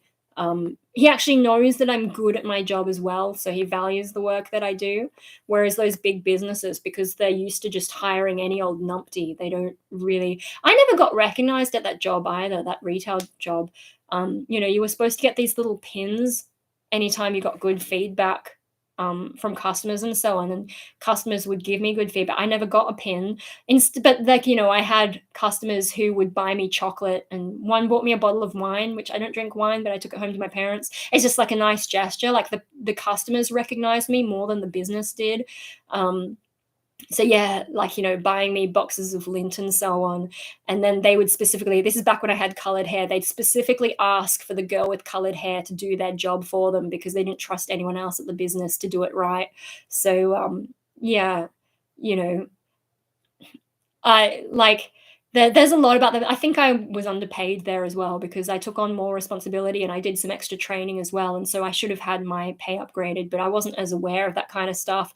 And like, I don't have a lot of expenses really. So like, if I had no money, I wouldn't be able to do psychology, for example, but my parents are still looking after me. So I don't need to worry too much about that stuff. Like I could just not do psychology, which is not ideal, but I would survive is the point.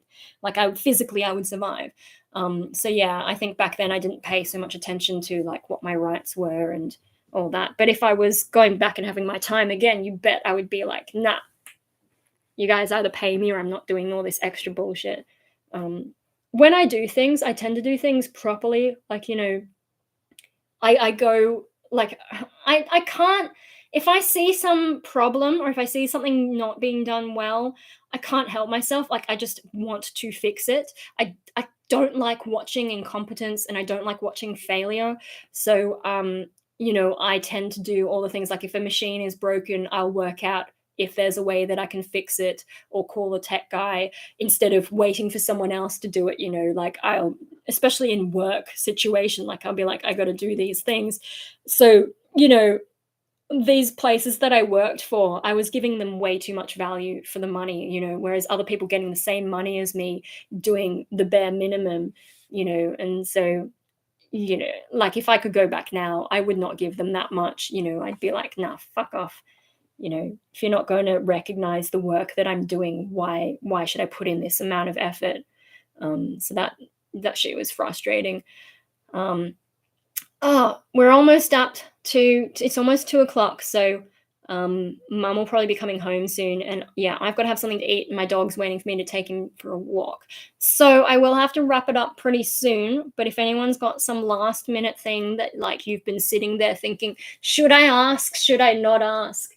Just ask it, otherwise I'm going to go and you'll miss your chance until the next time I can. Hey, today there's always a good feeling. Yeah, I think I got paid today as well. That's one of the emails that's just come in. But there's also some spam email that's come through.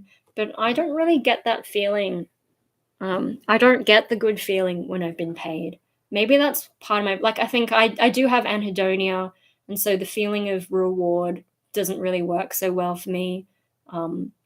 Sometimes like sometimes I know how I'm supposed to act, and so I'll put on that I feel a particular way, even when I don't, just because I know socially, I have to.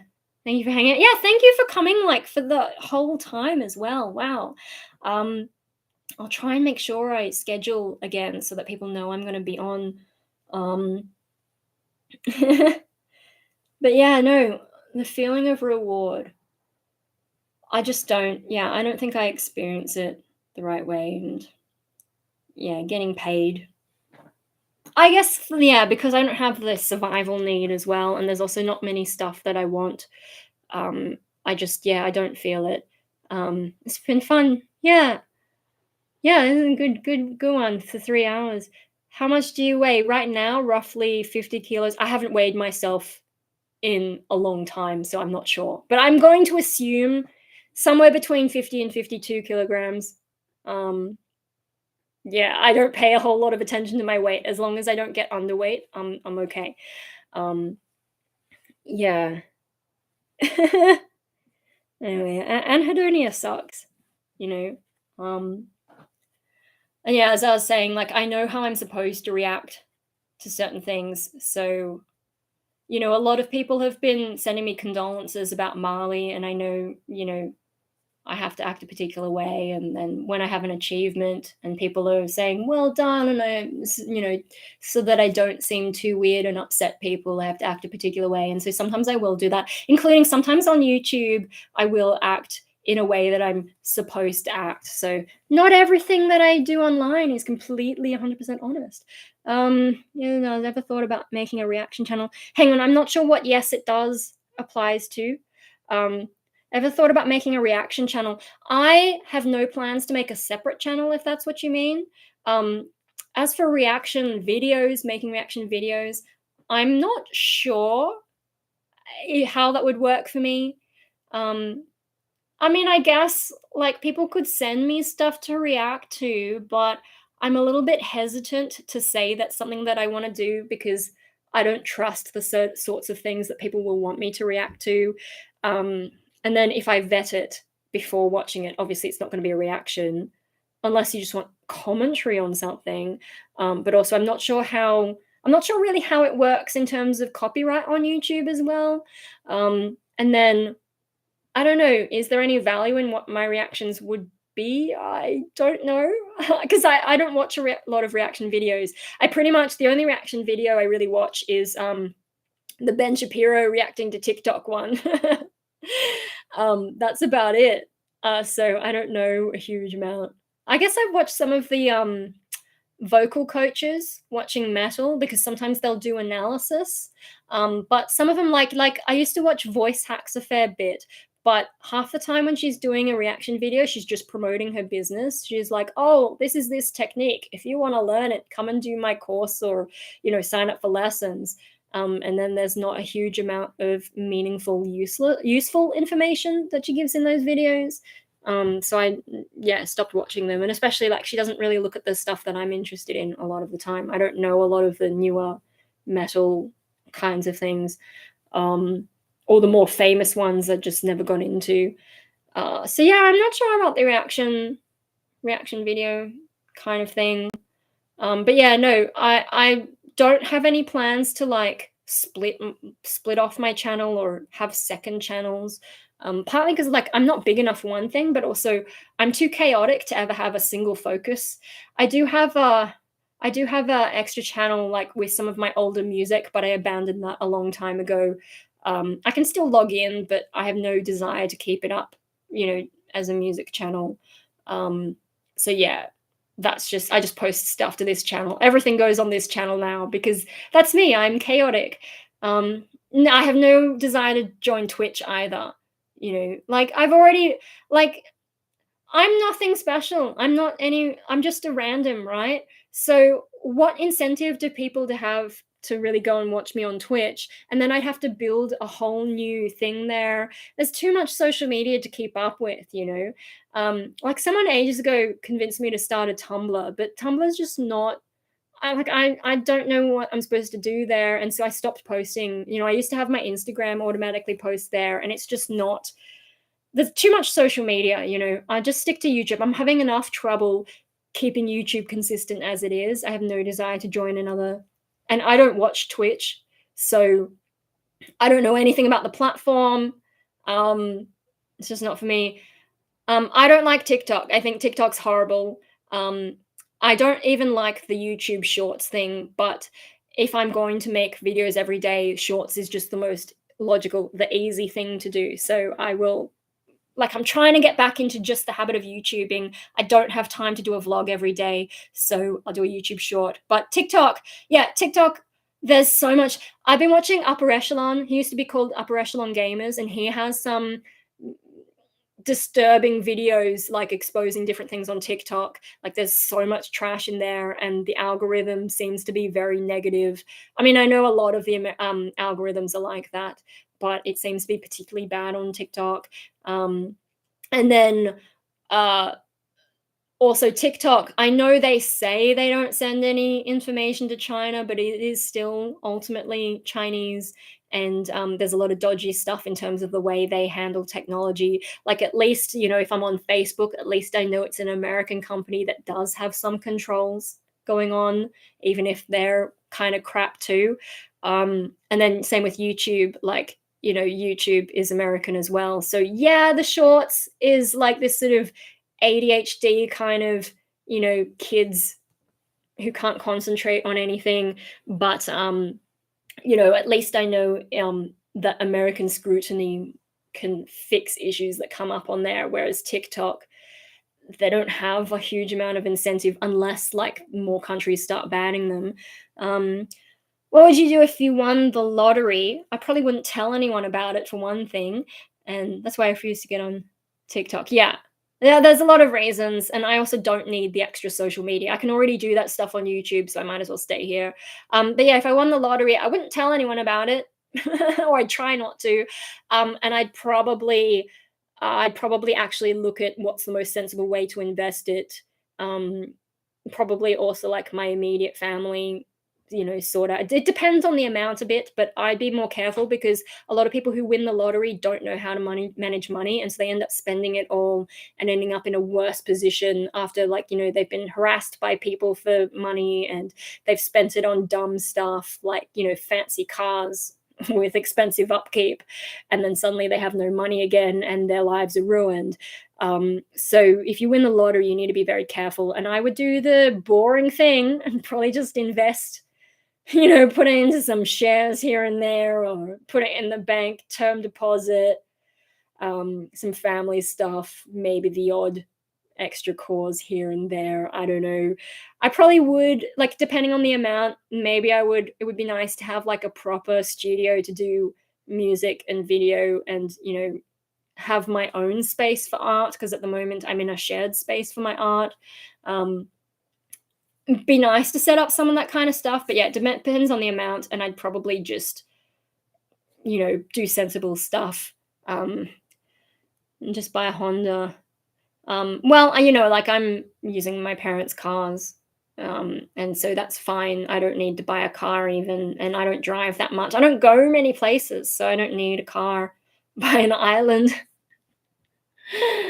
I don't know. That's too difficult. It's I know there's I suppose if you had enough money, you could buy an island and set it up. But the fact is, with the pandemic as well, a lot of people. I don't know about other countries, but in Australia, a lot of city folk moved out to regional areas because, they were working online anyway, so they didn't need to be in the city. They had that whole sea change thing. But the infrastructure is better in the city. And also, what some of them are now finding out is some of those regional places get flooded during La Nina. So well done moving to those places. Oh, you like to stay home? That's cool. How bad was COVID over there? COVID was not too bad. We had pretty strict, like, Aussies did what we were supposed to do for the most part. And so we actually didn't have any COVID for a long time. We had the lockdown and then we realized it wasn't spreading anywhere because we'd eliminated it basically. And then eventually, yeah, we've seen what it was like in America. And we've seen what all you guys were arguing about in terms of vaccination as well. Australians, we had a very high 2-dose vaccination rate. Since then, it's dropped off. And once we opened up, once Delta was a bit difficult, but once Omicron got here, I think also it was very hard for us to continue controlling. So we eventually gave up on lockdowns, and people have gotten pretty complacent. So it is spreading more, and there's more deaths, and we have had some issues. I've stopped following it, to be honest. But in those early periods, we were doing quite well. I think we waited long enough so that we have treatments and vaccinations, so it's less bad. But how things are managed overall, I think someone's home, so I'm gonna have to go. Thanks everyone for joining me, and I'll let you know when the next one is going on. Because yeah, Hope's barking, and this is about the time Mum said she's coming home. So yeah, I'm gonna have to go. Yeah, bye.